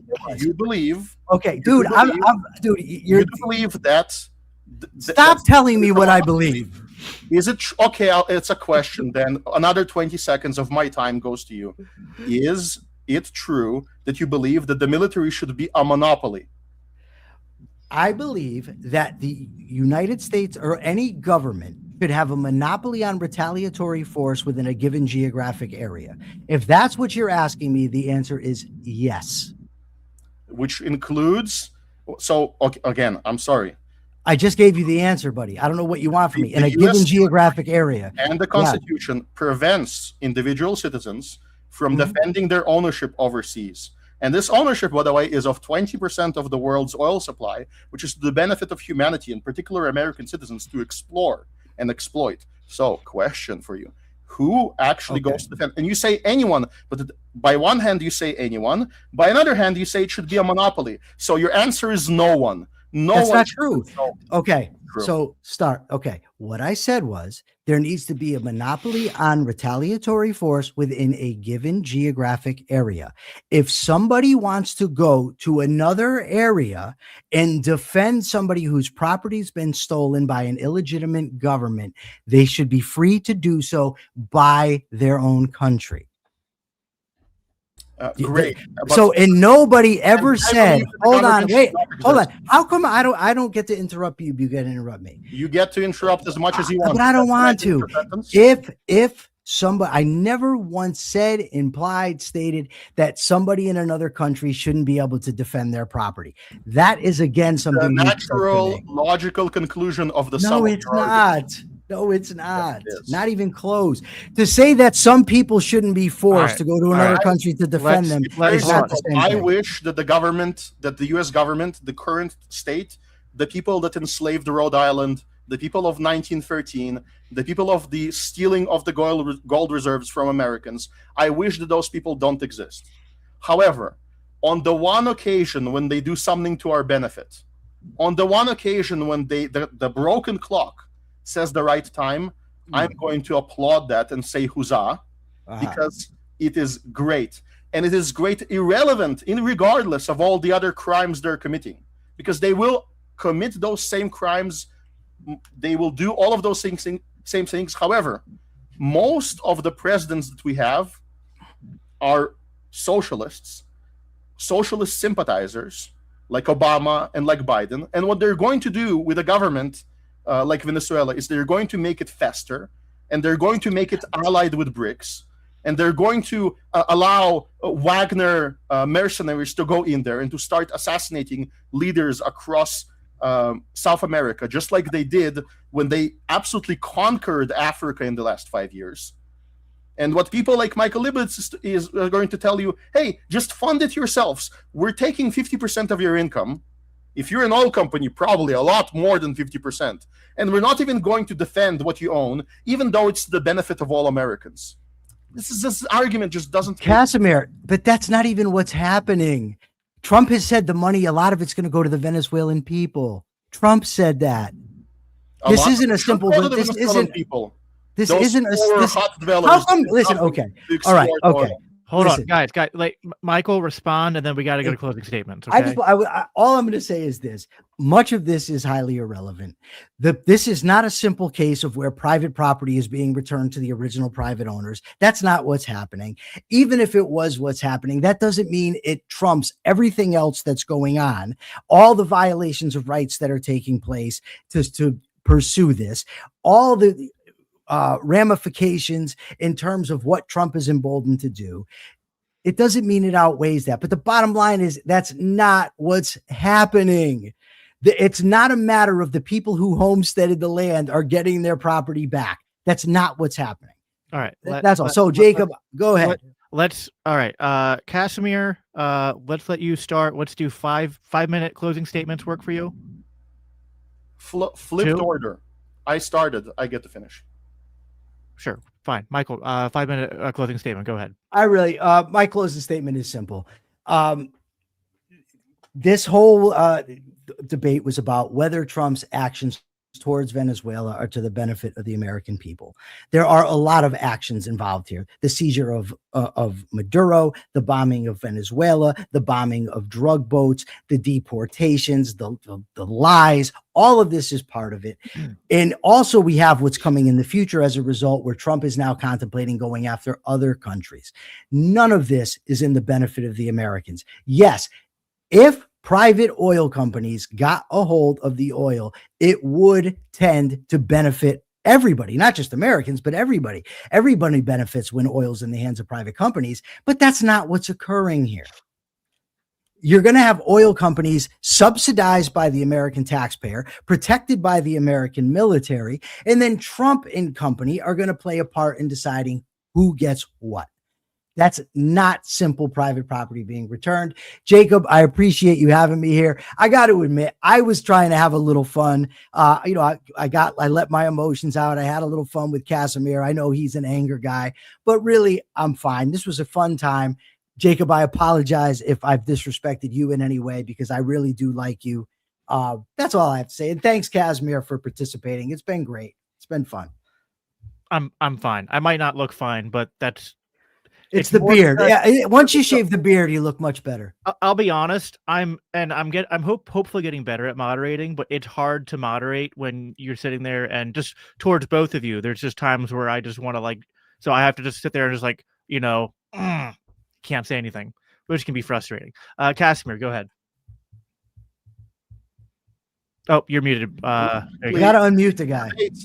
You get all the time in the world for moderators' questions ahead of any super chats. That's the tradition, at least. I think that you didn't ask any questions. Go ahead. Most of what Michael said is absolutely irrelevant, like he says. It's absolutely irrelevant what Trump does domestically. The proposition is what Trump does in Venezuela towards Venezuelans. So specifically in Venezuela, he claimed that it was uninvited. I don't think so. I think the majority of Venezuelans did get the freedom to speak out about it without having their social media. By the way, this morning there were raids in Venezuela where people's phones got grabbed and their private thoughts on the internet could get them in prison or even killed in present-day Venezuela. So opinion polls don't really matter until the dictator falls. But the opinion polls of all of the Venezuelans that arrive in the U.S. are, yes, Trump, please liberate our country. We want to go back. So yes, we were invited there, in fact, by the victims, which you should respect. You said that it's all subsidized. No, it's not. The oil companies pay so much in taxes that if they requested a tax refund, do you know how many of these wars they could straight up just cover from the money that they have? A lot. Definitely this 4-hour strike they could cover. Specifically, not just cover it in general, the excess expenditure which was spent on this action, because otherwise the carrier would have been somewhere else at sea, bombing, fish, which is what they do in quote unquote peacetime, threatening some other country. That's what they would have done. So you don't get a choice of the carrier disappearing. And in fact, Michael Leibovitz is against the carrier disappearing. So tough luck. He's against a pirate McDonald's owned or Elon Musk owned carrier. That's illegal, by the way, in reality. I know, we all live in an ANCAP utopia where people like me are right when there's covenant communities and 10,000 Liechtensteins across the United States. We all live in that in our minds, in our hearts. But in reality, we don't have that yet. Therefore, we just get to say, good job, incompetent socialists. For once, you attacked a communist instead of one of ours. Thanks. Now, he says that the military shouldn't be doing that. Nobody should be forced to do that. Nobody is forced to do that, in fact. But the military is not a social club. What a person when your son and daughter go to a military unit, that's a combat unit, what they're saying is they want to die in Valhalla. What they're saying is they want to protect American liberty in action. They don't want to shoot, some targets out at sea that don't shoot back. They want to kill communists. That's their reason for existence. This is what a military is for. And whether it's funded by the government or by a private military corporation, which is outlawed in the United States, a truly private one that's not funded by the government, it's completely outlawed. But if it was legal, then those same people from the same families with the same mothers would go die as private military contractors, because that is their reason to live. They believe that their goal in life is to do the actual work of destroying communists, not just yap on the internet like us.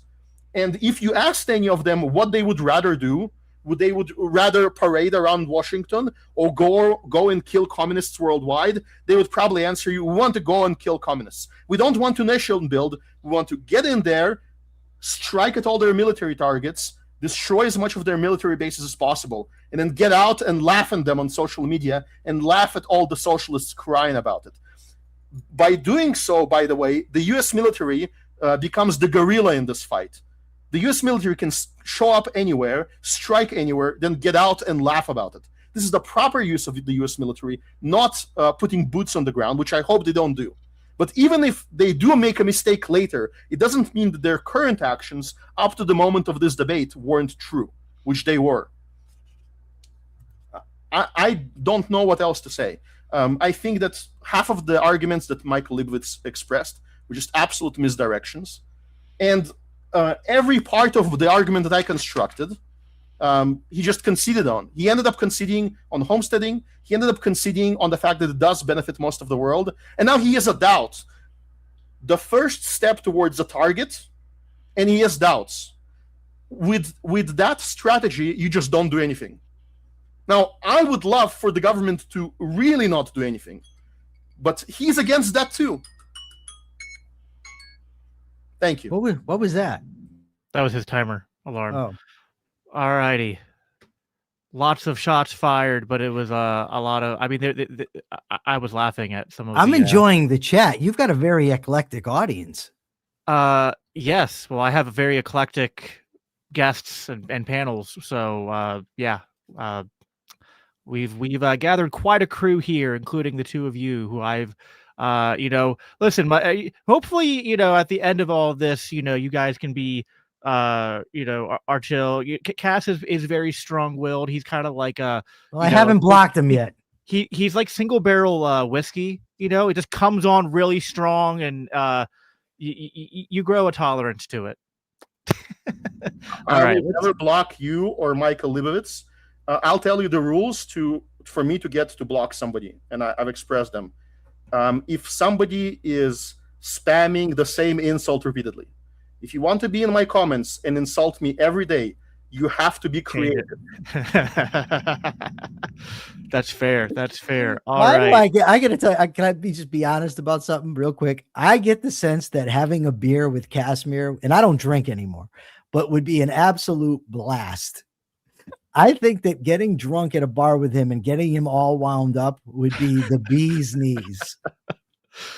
Yes, I concur with that. All right, we'll start getting to all of your drinks for that. We can get wound up without it. Yes, we can. Yes, we can. Jacob, I want to just one real quick. I want to tell you about the audience, because I'm looking at the what they're saying. I saw a clip today of Tony Robbins interview. He was doing an experiment with Theo Von.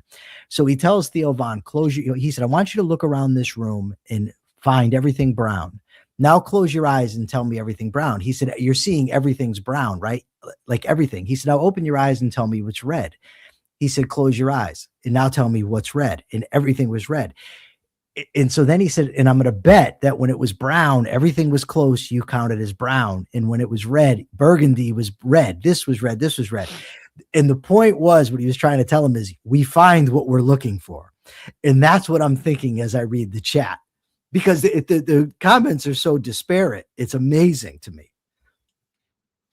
Oh, well, yeah, that happens with anything. Oh, it does. It's amazing. Yeah, I mean, which, is fairly predictable. Like with the Dave Zulu debate, I was like, I predict that everyone who went in thinking Dave was going to win will conclude at the end that Dave won, and everyone who went in thinking Zulu was going to win will conclude that Zulu won. So, some of that's just human nature. Let's get through these super chats, and then I'll try to get through as many of the non-super chat questions as I can, but they're just harder to find. And we're going to go to pretty much the 2-hour mark, so we'll get through as much as we can. see, Huge Hat Herald for $20 or $19.99. Thank you. Cast reports coming out of Venezuela, yes, some from the government, say that civilians were killed in the operation to capture Maduro. If this is true, as an ANCAP and U.S. citizen, how would this aggression be in my interest? So those are two separate questions. Let's say if it was an aggression as an ANCAP, I would say it's unjustified. But I don't believe it's aggression. I think that I could ask, like, legitimately, I could say the burden of proof is on you to demonstrate beyond reasonable doubt that a single innocent got killed. And if that is the case, that single innocent has a lot of claims of their family against all the military personnel that participated in this attack. However, it is a very high burden of proof to show on an individual level. What typically happens, and what many don't understand, is a point of disagreement among ANCAPs, I think objectivists as well, is the euphemism is collateral damage. But let's say unintentional killing in acts of war.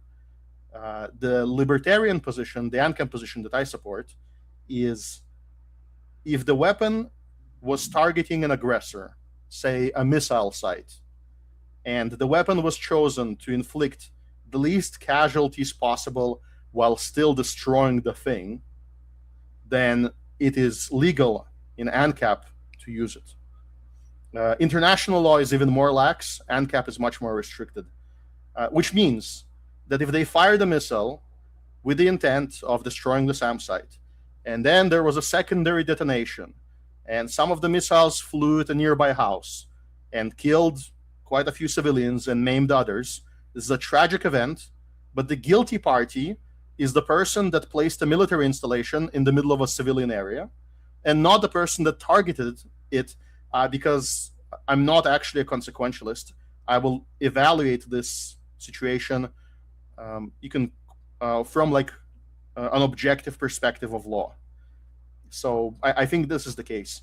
Now, the other thing you should consider is in many of these conflicts, in the shadow of the information war, military personnel will work on a military base in civilian clothes. In Venezuela, there is a thing called colectivas, which are military personnel that drive around on motorcycles in civilian clothes and kill their own countrymen. And what they do then is, if they get killed or maimed or attacked, their weapon gets dropped, they show up in the hospital, injured or dead, and they're civilians, so they get counted as civilians. It's a very common occurrence in conflicts worldwide. And so it's very difficult to determine it, but I gave you like the rule that I would use.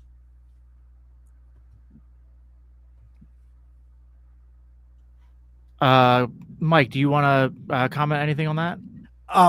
The question wasn't for me, so I was reading the chats. But the interesting thing that I have with Casimir is I largely agree with some of his fundamental points about, for instance, culture. And I also agree that if I didn't hear you right, Cass, tell me and I'll apologize, but I think I heard you. That if I go and I attack Jacob and then I go and hide behind Cass, if Jacob tries to assault me and inadvertently hits Cass, it's on me. You haven't aggressed against Cass. I have, because I've put him in that position. And I think I'm going to probably cause a big argument, but this reminds me of a lot of the situation in Gaza, for instance, where if Gaza attacks Israel and then Israel goes after Hamas, the civilian casualties, I believe, not always, I'm not going to say in every case, but largely are on Hamas. So this is what I find most interesting about Cass when we're not arguing, is I agree with a lot of the sort of nitty gritty perspectives that he puts forward, that culture matters. I like the take that he gave to you. He took a shot at you the other day, Jacob, where he said, look, because you said, well, the American government has done all the same things as Venezuela's government. It really hasn't, right? You could say technically it has, like technically me flicking your face and shooting you are both acts of aggression, but they're clearly different. And Cass made that point to you the other day, and I thought that it was a good point. So I largely agree with him on this. That's that to sum up. And before Jacob responds to this, I have to say, I understand Jacob's point. Like, I understand the feeling that America is an evil empire, because unfortunately it is. I just want people to be honest of when it started and the scale of it. Sure. I am an immigrant. I naturalized, and I lived most of my life in the US. So I'm a dash American now. Many people say I'm not. Doesn't matter. I do feel myself You're American. more American than Russian, right? I don't like everything in Russian culture, just the best.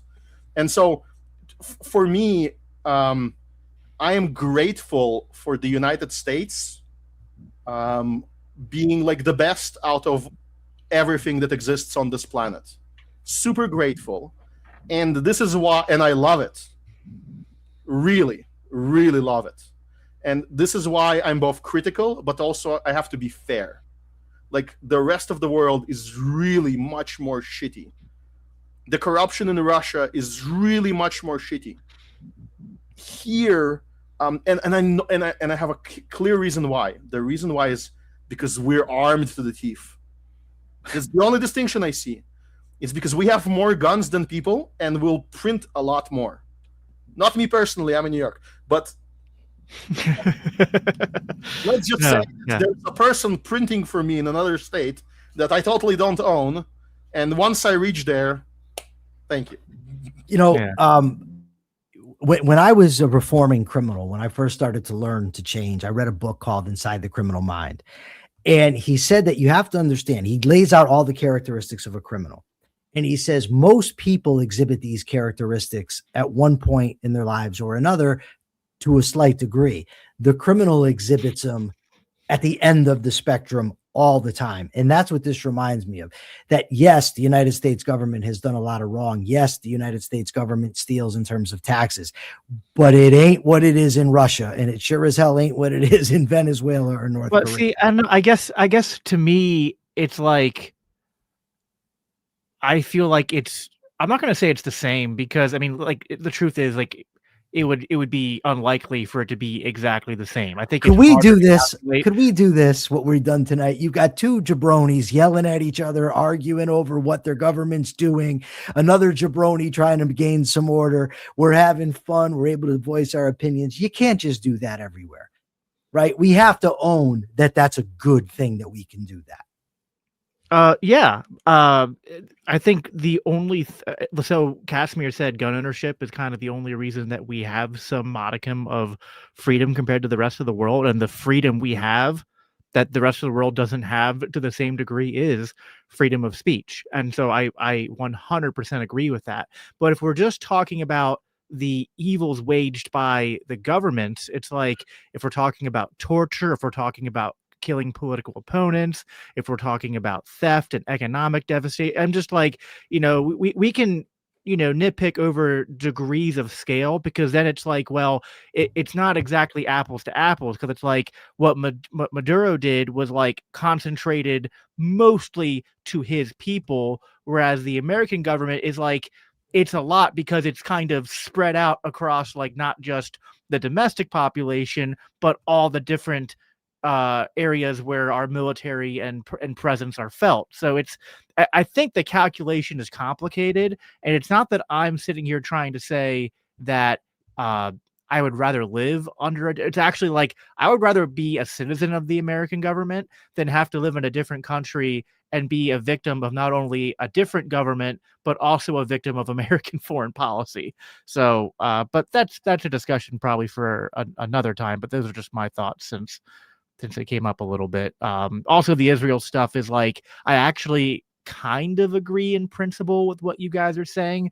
I just think that when you actually look at the on the ground facts of like what's being done, it's way more than what people who are on the pro-Israel side like to admit. In the on the ledger of, this wasn't just like there was no other way except to use this exact lethal means in this, like for sure some of those things happen, and there are instances where Hamas is hiding in civilian areas and using people as human shields, but it's just not to the degree where it's like the 10, all of the whatever estimate you believe, 20,000, 40,000, 50,000 civilians that have died can be completely attributed just to that, and not also just the general like uh what states. And listen, Israel's not special. Every state military does this. They don't wage war well, and they this is why we're against socialized defense. At least Casimir and I as ANCAPs. Yesterday I was trolled a good part of the day by Gene Epstein and Sheldon Richman harassing me about Israel. Epstein gave me this book to read by Benny Morris. I told him I'd read it. I haven't had a chance to even crack it, and they're sending me email after email, trolling me. It's like the highlight of my life after 25 years in prison, getting trolled by Sheldon Richman, whose columns I used to read when I was incarcerated. Great stuff. Yeah, no, that's cool. All right, let's get through some more of these comments here. We have oh gosh, can I remember how to pronounce your name, brother? AT Alien 715 for $20. Thank you for that. If the U.S. normalizes seizing leaders abroad for security, how does that precedent affect Americans when other powers respond in kind through escalation, sanctions, or expanded state power at home? I think that's mostly meant for you, Casimir, but we can all chime in on it. I have a very brief answer for you. The ship has sailed. I'm sorry. Last 100 years, the ship has sailed. It's already a precedent. It's been even probably before Panama. There are attacks that I forgot. Panama is a definite one with, I think it's Bush Sr. and then Obama. All the justifications are always flimsy. They're always lies. And so the only thing we get to choose is, do we applaud the one good one? Do we applaud the one that actually defends our interests? Or don't we? And this is the only choice we have. I don't believe that the slippery slope argument is real. And I'll tell you why, very, very simply. Americans are armed, and any attempts to repeat the debacle, I hope any attempts to repeat the debacle of Afghanistan is going to be stopped on the streets. There's going to be such a left-right unity if this actually happens, like you wouldn't believe. So I think that this fear is the only thing that actually protects us, not any precedent. Trust me, every single rule, law, constitution will be violated as soon as we're disarmed, as 2020 has demonstrated to everybody. That's fair. Mike, anything you want to add to that, or? I kind of agree with you. I mean, I do think that the slippery slope stuff is real. I also do think that precedent is already set for a lot of bad things. It seems to get worse and worse with each new person. That doesn't mean that we shouldn't argue against it, though. Like, one of my big bugaboos about this whole thing, honestly, when it comes to the Constitution, is originalism. My entire life, I've heard conservatives yapping about constitutional originalism and how important it is and how the Democrats and the left are destroying it. But now when their guys in office, all of a sudden originalism doesn't matter anymore. And it's like, come on. What did you do, Jacob? You took off? What? No, I that's part of my frustration too, is that like I kind of get Casimir's point that like that cat is out of the bag and it's hard to put back in, but it's also like I have friends, like one friend in particular I go to church with, who just tells me, because like I'm really big into foreign policy and paying attention to what's going on, and he's like, Jacob, I just don't care about foreign policy. I only care about like what is going on here domestically, what my government does to me. And I'm just like, yeah, but like it's connected. And I think there's truth to this sort of like even though I'm an ANCAP, it's not that I can't recognize that some states are worse than others. And I would rather live under a constitutional republic sort of designed by our founding fathers, even though I agree with, like, Casimir, that it was imposed by violence. So all this stuff is kind of like, compared to what, right? Like, so we should have stayed with the Articles of Confederation. The Constitution was How was that absolutely. imposed? How was what imposed? The article. I Constitution? can answer you. We should have a stream about this, Michael. Maybe we'll bring a few more people. I'll give you the research, but let's just say that the Articles of Confederation were signed by every state voluntarily, and there was no controversy about whether to do it. There was initial controversy about attacking the British. Once they attacked the British, they understood they have to be united. Yeah, no, you're right. You're right about that. Sorry, with the U.S. Constitution, the original sin you should look at is Rhode Island. Yeah. Americans, if they found out how Rhode Island was founded, it was founded by purchase, and how it became part of the U.S. Constitution, that was the first crime. And once you have the initial crime, the whole thing gets corrupted. I really look at it as the initial corruption.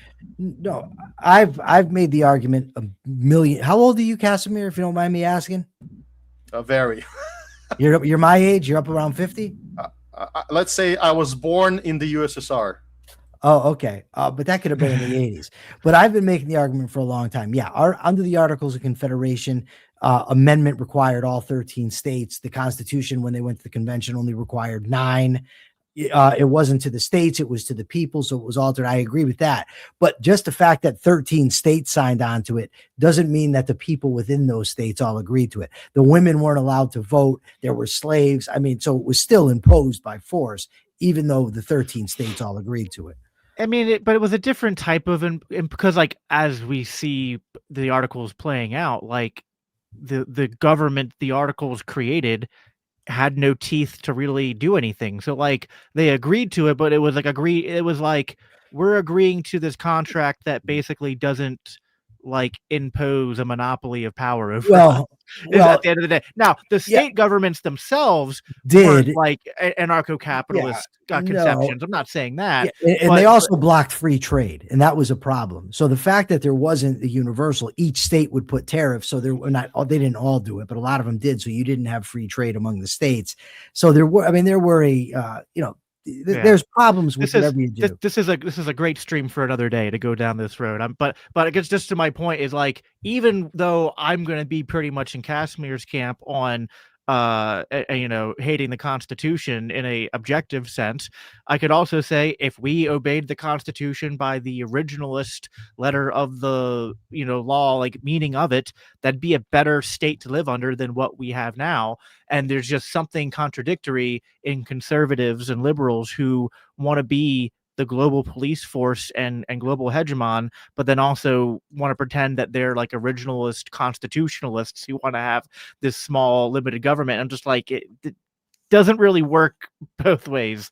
So, but all right, we got another super chat here from Fabian Liberty. How you doing, man? Venezuela was the main importation of Chinese military tech to South America. Specifically, this was the first field test for the JY-27 Chinese stealth killer radar systems. China failed. Thoughts for the future, and is this a good thing?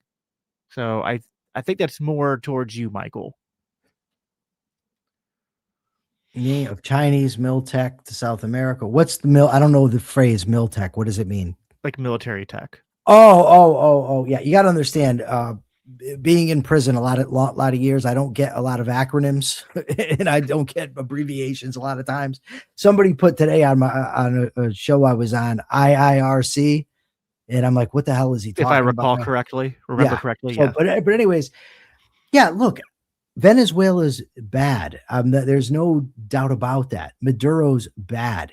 I don't care if somebody walked up to Maduro and put a bullet in his forehead. I'm perfectly fine with it. I don't care. It doesn't matter to me. My concern is what's best for, first of all, me. After a trial in Minecraft. Me. Yeah. You know what I mean? For me, I'm never going to defend him. I'm never going to defend what he's doing. I'm never going to defend China. That's not going to happen. What I will defend, though, is a government tethered to a law, to the Constitution, which, imperfect though it is the oath that they take. And I would rather have a government tethered to something than tethered to nothing. Right. And we've become, in my view, way too comfortable with politicians lying to us. And it did not start with Trump, not by any stretch of the imagination. Right. But it's like, he's just more he's transparent about it. yeah, yes. Yeah. Oh, yeah. He's a politician. They lie. Like, that's not okay with me. Yeah. That they're lying to us. They're lying to us and they're stealing from us. That's not okay. And so that is of far more importance to me than the fact that Venezuela is importing the military tech from China. And we also, the problem is, does this stop it? Like, somebody in the chat said, well, they're stopping the flow of drugs into the country. No, they're not. That's not going to happen. And are you going to stop the Chinese weaponry from coming over here? And if so, like, Trump just made a deal with them about, rare earth minerals, where he tariffed them and taxed them. And then once they made an agreement with him, he allows them to have it. So, I think that what should happen. I'm sorry. I want to just, Fabian Liberty said that the Chinese system failed. I only read the first part of the question. I'm sorry. He says China failed. Thoughts for the future. Is this a good thing? Anytime communists fail, it's a good thing. Fair enough. Casimir, did you want to say something quick? I don't know whether that's going to be good or bad. Maybe it will help them, improve it. Well, that's a good We point. don't know what actually happened, whether it was used or shut down. I think that there are two things I wanted to say earlier. I didn't get to say in the debate. I always like to find some point where I say, well, what's my proposal? What do I see as the way to do things? I think as long as we have a military, I want to see as many of these strikes as possible and as random as possible. Today, Venezuela, Maduro. Tomorrow, some guy in Cuba. And then next day, some guy in Mexico. We have this word called terrorism, which is when you use terror against civilians to affect political change. And that's evil. We agree that it's evil. However, we need a new word where you terrorize, quote unquote, or terrify, let's just say, agents of the state, specifically communists. And that's the exact opposite, because it's defensive. So defensively putting the fear of God into various communist leaders is good. And you don't have to be successful. In fact, being in a guerrilla mindset about these attacks is probably the best strategy. We are in the ocean, somewhere floating, and then bam, goes that country, bam, goes this world leader. And they all live in absolute fear. In fact, when the United States started doing that in the 90s, and there was some conservation, some conservative element about this where, we don't do nation building. I think for a brief moment it was effective because people like Libya's Gaddafi, lots of strong words, but in action, he became a lot more quote unquote peaceful. He started talking about restitution for some of his victims. He started trying to clean up his image. And internally, he started sharing a lot of resources with these people. So I understand why, the BRICS crowd was heavily amped up by him, like a model socialist, because he started becoming that. And I think the feud that he had with the French that resulted in his downfall was some kind of a tragic book that somebody will write, because these are two rival gangs, and one of them started making steps towards amends. And the reason why he did it was because he thought it would literally preserve his hide. Unfortunately, our leaders decided that chaos is better. And really, Leibovitz, Michael here has an argument. If he would have proven that this attack on Venezuela would cause chaos and an even more evil faction like Islamists to take power in Venezuela, I would probably not agree to this debate. I would probably say, well, shit, I'm lost. One of the reasons why I don't think it will happen is because there's no Islamism, there's no fanaticism in Venezuela. Even the socialists are like Christian types. by culture, and so I think they have a lot Catholic more country. hope. Yeah. I want to say something. Can I please, Jacob? It's Sure. just something that just really gripped me, and I'm feeling very powerful and very sad. I didn't know you were born in the USSR, Casimir. And I hate communists. I hate them because of what I know they can do. Uh, I can only imagine that you've had family that have actually suffered from these bastards. And I know that that must fuel you and fuel your hatred for them and to want to see them suffer. And I don't blame you at all. And I empathize with you. That's all. I just empathize with you. I'll tell you, it doesn't really, only intellectually. I get infuriated by them intellectually because I know they're evil, not directly. My family was blessed. Most of my people survived World War II. On one side of my family, I do believe one of my ancestors um, died in Austria to the Nazis, most likely, like disappeared in the 30s. And so I have a bone to pick about that. I do hate communists, but not in. But when I was born in the USSR, communism was fake, and the other word that YouTube doesn't allow, and it was so fake that even the communists had trouble believing in it. It was basically a petro country, and as soon as the petro export declined, they had to surrender. Yeah. It was an empty shell. I will say my grandparents, or my great grandparents, fled to America, and they lived in a town that was literally like Pole Russia, right? Like, it just depending on like what year you're talking about, it was either Russia or Poland. But they were Jews fleeing, like right around the time of like right before Hitler invaded Poland. So they got out in the nick of time. But if they had stayed, well, in whatever part of my grandparents' family stayed behind, I'll probably never know how they fared. But yeah, certainly Nazis and communists have not been good to a lot of people in the world, and not to my family, not to Casimir's family. So can we all agree? Fuck Nazis and communists. Yes. Point of agreement. Yes. Yes. 100%. Socialist, in fact. But you know what? I think I flowed all over the place because it's not a well conceived thought, I guess. But I do. There are some people that are Trump's advisors that are advising him to re-enable privateering, and I think that would be the absolute most base thing. If you asked me, like an engineer, Like letters of marque. Sorry. Yes. Letters of marque. Yes. If you asked me as an engineer, as like a problem solver, what to do with Venezuela, I would say fund in as peaceful a way as possible airdrops of weapons. We had Liberator guns in the World War II. Single shot pistols with the bullet ready, dropping from a parachute and just getting distributed over a city. This is really what's needed there. There are people with Kalashnikovs driving around on motorcycles, terrifying the population. And there are many people there who are sick and tired of that, but they got disarmed. They made the mistake in the early 2000s of getting disarmed, and these are the consequences. It's really shocking how fast communism won there. And I'm afraid that if nothing is done from the outside, they will become like Gaza and Judea. They will become like this enclave of endless suffering and vilification of outsiders, and it's not a good place to be for people.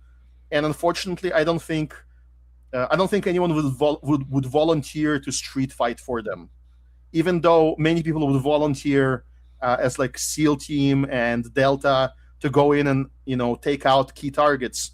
Nobody wants to be the police and like to fight a street war because it's absolutely brutal.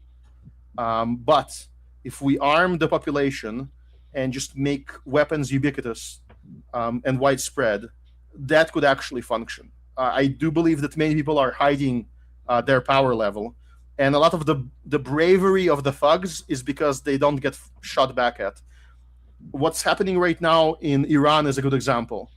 And I'm not optimistic about it at all. In Russia, there was a state in Russia on the Far East where people rioted for 6 months straight. And what the government did is just wait them out. Eventually, they have to go back to work, and that's it. That's it. And so I believe that there's a chance in Iran they will just wait them out. And when I see, like all of these motorcycle thugs in a video coming in a street in Iran, and somebody uses an improvised flamethrower against them, and it's ineffective, and he runs away, that's tragic. Because if I had all of my resources, some of my donations would go to that land, to those airdrops. I would really want to contribute to something like this, to say, yes, I tried to help you guys, and I hope to do it voluntarily. That's awesome, dude. Respect. Quick question for you, Casimir. And we might not have time to tackle this with a lot of time, just with how much limited time we have left. But clarify for me: are you saying that essentially Trump did what he did, and it's going to result in some good, but you wouldn't necessarily advocate for him to do that? Or would you say that this is something that ANCAP should advocate for? Because that does matter to me. Like, if you're saying that ANCAP should want America and want statesmen like Trump to decide to use the military in this way, are you saying that, well, we don't want them to do anything, but if they act, this is preferable to other actions they might take with the military? Yeah, this is a common misconception. It's like, let's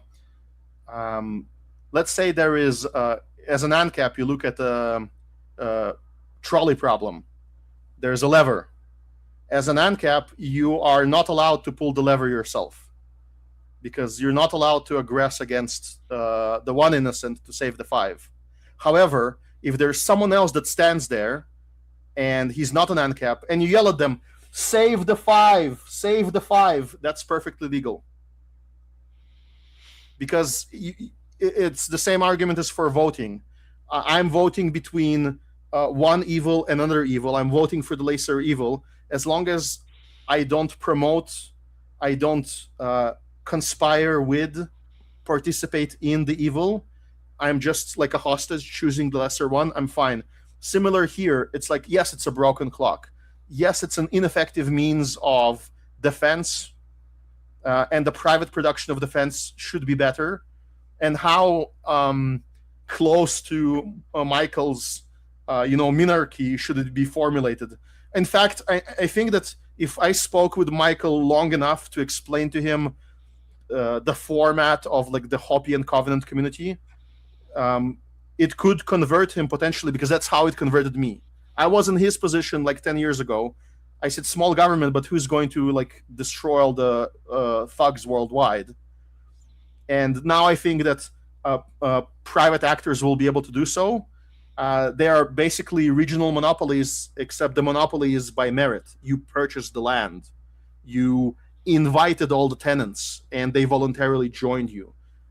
They voluntarily serve in your military, and get paid to participate. So I think we're actually very close in our ideals.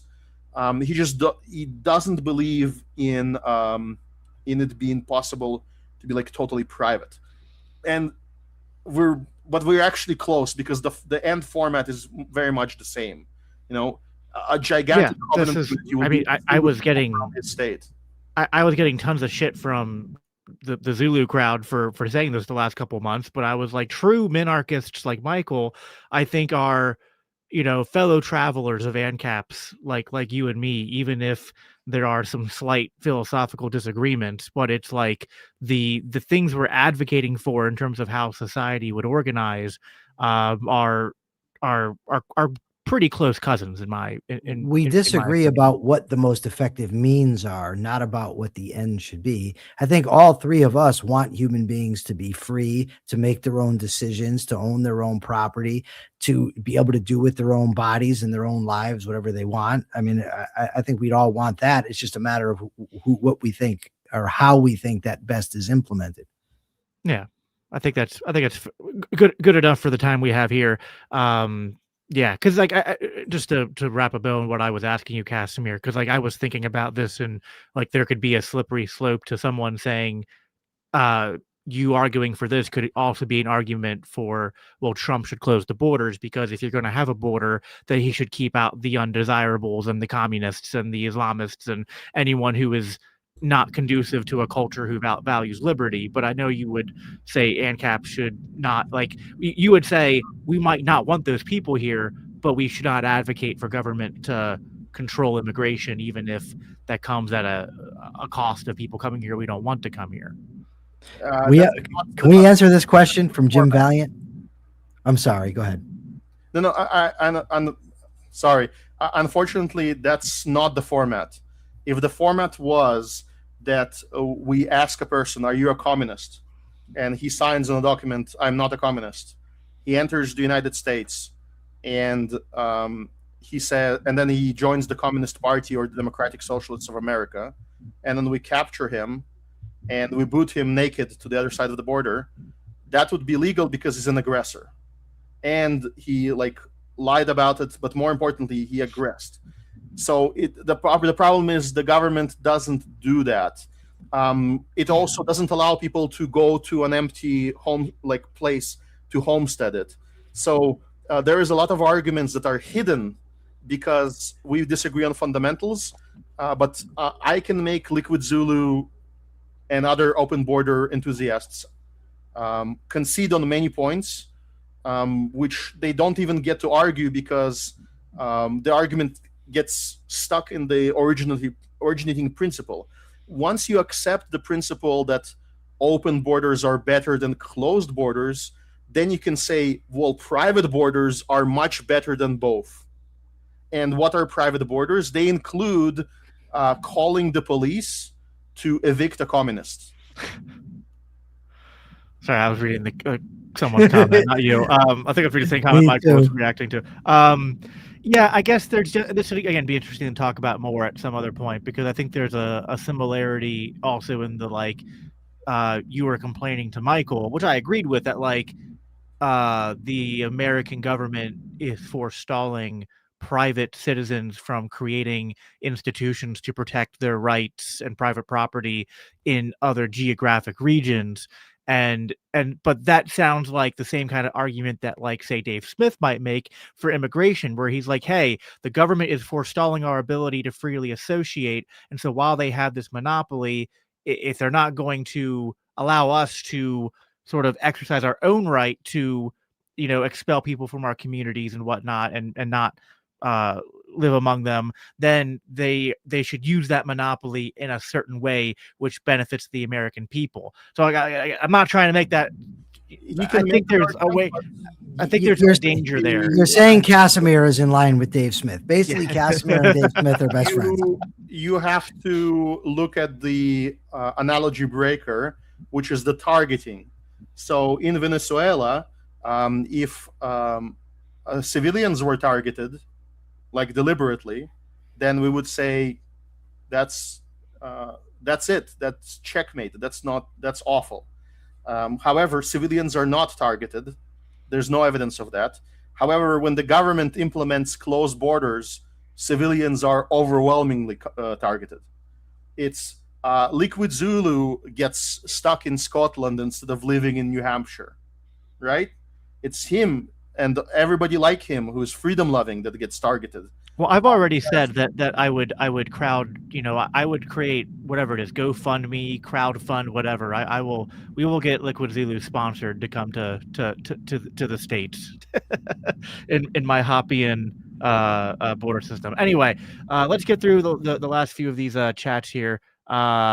Huge Harold for $5. Thank you very much. The debate aside, and despite Leibowitz's comments to the contrary, Casimir's fit is fire. Yeah, What is fit? What is that? oh, outfit. Yeah, the Zoomer word for outfit. Yes. I'm role playing as the Amish, and they like it. Yes. Yeah. All right. That was all the super chats. There was a couple comments I flagged. Just we'll read here quick at the end. This one, I never considered being hoppy until now. Casimir or Jacob, what's your recommendation to start? I don't know where you're starting from. So, I mean, there's a lot of great places to start to understand. Like, if you don't even understand, like if you're starting out and you're like, ooh, I want to be an ANCAP, and you haven't fully digested ANCAP literature, it's like, if you want something more meaty, there's The Ethics of Liberty by Rothbard. I will recommend, even though I have some qualms with little nitpicks, but Liquid Zulu's course is a great way to get introduced to sort of ANCAP theory. If you want more Hoppa's done a bunch of articles and stuff on specific things like the private production of defense and whatnot, in terms of like how how a free society could handle things. I don't know what your favorite Hoppa book is. I mean, I think Democracy of the God That Failed is always a great place to start, but you might have different recommendation. It's a fun book. I think that if you're interested in like the law explained in a very good language, then you should watch a lecture by Stephen Kinsella and then check out his book, The Legal Foundations for a Free Society. I have some qualms with the book as well, but from what I did read, it was very, very sort of well written. He is a professional lawyer, and so he's good with words and good with explaining things in a simple way, but not shallow. Okay? And don't call him Steven. Stefan. Sorry, Stefan can tell you. Sorry, and he has a brilliant lecture that I would start from on YouTube. It's called John Locke's biggest mistake.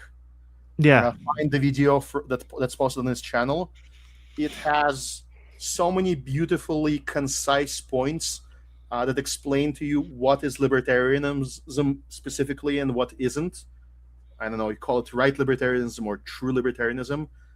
And I think Michael would benefit from watching that video as well, because it also handles the linguistics, like the error in the words that we use. There's a lot of statist mysticism in the language that we're employing. Do you have any idea how much Kinsella I've read? I've debated him like 4 times. I don't just go into debates blind.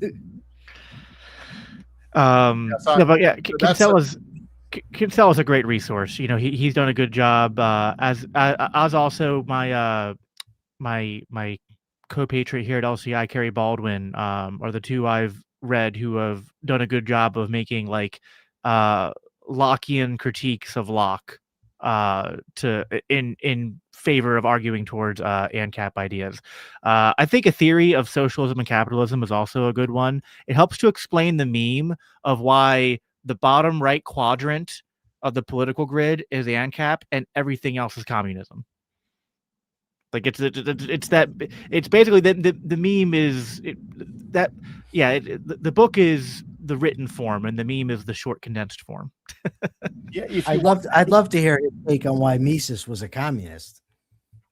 Mises just didn't have Mises is like someone who just didn't have who was like a really brilliant scientist before like the best Newtonian physicist before Einstein came about, right? Like, just you really think Mises didn't hear the arguments that were being put forth at that time for anarcho-capitalism? He taught both Reisman and Rothbard, who back then were both ANCAPs. The problem with Rothbard and everybody else at the time, and it's a problem possibly, I don't know, with ANCAP in general, is that it's actually much younger than people understand. Many of the books that I would consider key were written towards the end of Rothbard's life, and he had to concede arguments. He was very open about it. He said, "Well, Hoppe fleshed it out," and I think the same thing is happening to Hoppe. He grows older. He gave an answer to Prax Ben, I believe, in one of his meetings, and said, "Oh no, the ethics is totally understood by everybody. All you should do is popularize now." Not true, unfortunately. There's a lot to develop. Many arguments are like 5 to 10 years old. So Mises was definitely not around. Rand was not around. A lot of the things that trouble people start getting answered, and that's what convinced me. Without those arguments, I started out mocking ANCAPs because I didn't understand, and I started reading more recent stuff, and people convinced me by pushing me to be consistent and principled. And that's a core disagreement here. Well, we will do a separate stream in the future where we just we're the three of us talk about this stuff more. But we're short on time. I want to get you guys out of here.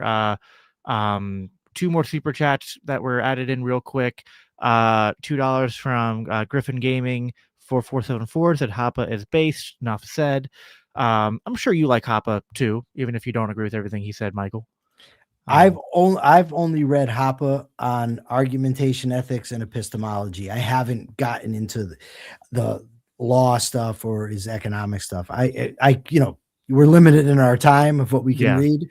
And hosting a podcast, I'm constantly barraged with stuff. Somebody will send me, "You got to read this book to interview me." I know. Yeah. You know what I mean? It's like, Yeah, no, I have like five books on my to read list right now. If you want to like a critique of our enemies, the best guy who unfortunately took a hiatus, a break from YouTube, is Tick History. Absolutely brilliant, with most of his takes on definitions, most of his takes on the nature of socialism and communism and National Socialism and fascism. His insights into this got so much enriched by interaction with Piekov and the objectivists that really towards the last 2 years of his work, he did brilliant stuff. And you just take his video and you get like an absolute destroying argument against, say, a Germany fan National Socialist.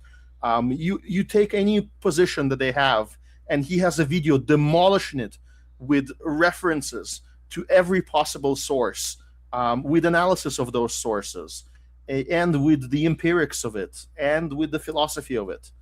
Just brilliant videos. I hope he comes back, and I hope objectivism makes him even stronger. Well, we'll leave the objectivism inside baseball for another show as well. I don't want to get. I'm not going to get in the middle of the objectivist infighting. The last super chat here from Griffin Gaming again said the private production of Defense by Hoppe is a good place to start. Yes, 100% agree with that.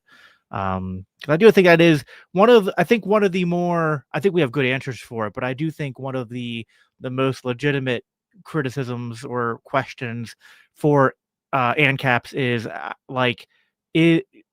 does it follow that a free society would be able to defend themselves against a foreign, like a nation state that tried to invade them? And while certainly it's like not impossible that a nation state could invade and conquer a free society.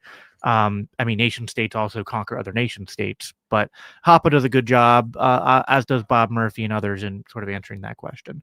All right. Thank you, gentlemen, for being here. Thank you, everyone, for tuning in. I'm usually here every Monday night, but we've been doing more extra content lately. So if you like these kinds of conversations, having a wide variety of guests and opinions shared, please make sure you subscribe. Again, like this video, share it. We appreciate it. I'm sure I'll be having these gentlemen back on at some point in the future. Make sure you check out Michael. Michael, where can people follow you on Twitter or X, whatever we're calling it? Well, it's on X. I am at Lebo is out. It's not out of the closet. It's just the handle I chose when I got out of prison. So it was Lebo is out. I didn't think it through before I made it the handle, and now I don't want to change it. So that's where you can find me on X, Facebook, Instagram. It's just Michael Leibowitz. I'm all over the joint. Awesome. Kashmir, is there anything, I know you're not a podcaster per se, but is there anything you want to plug, or if you want to tell people where they can follow you on social media at least?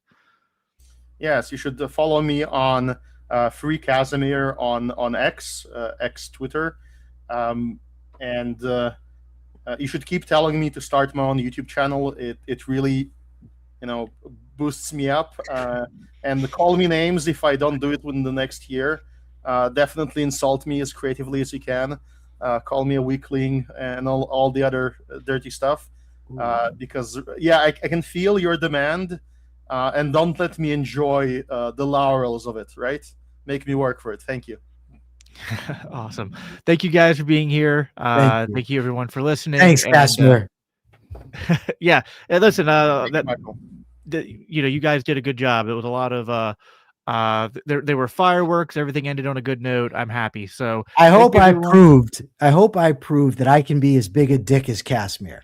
If I was able to prove that, then it's a victory for everybody.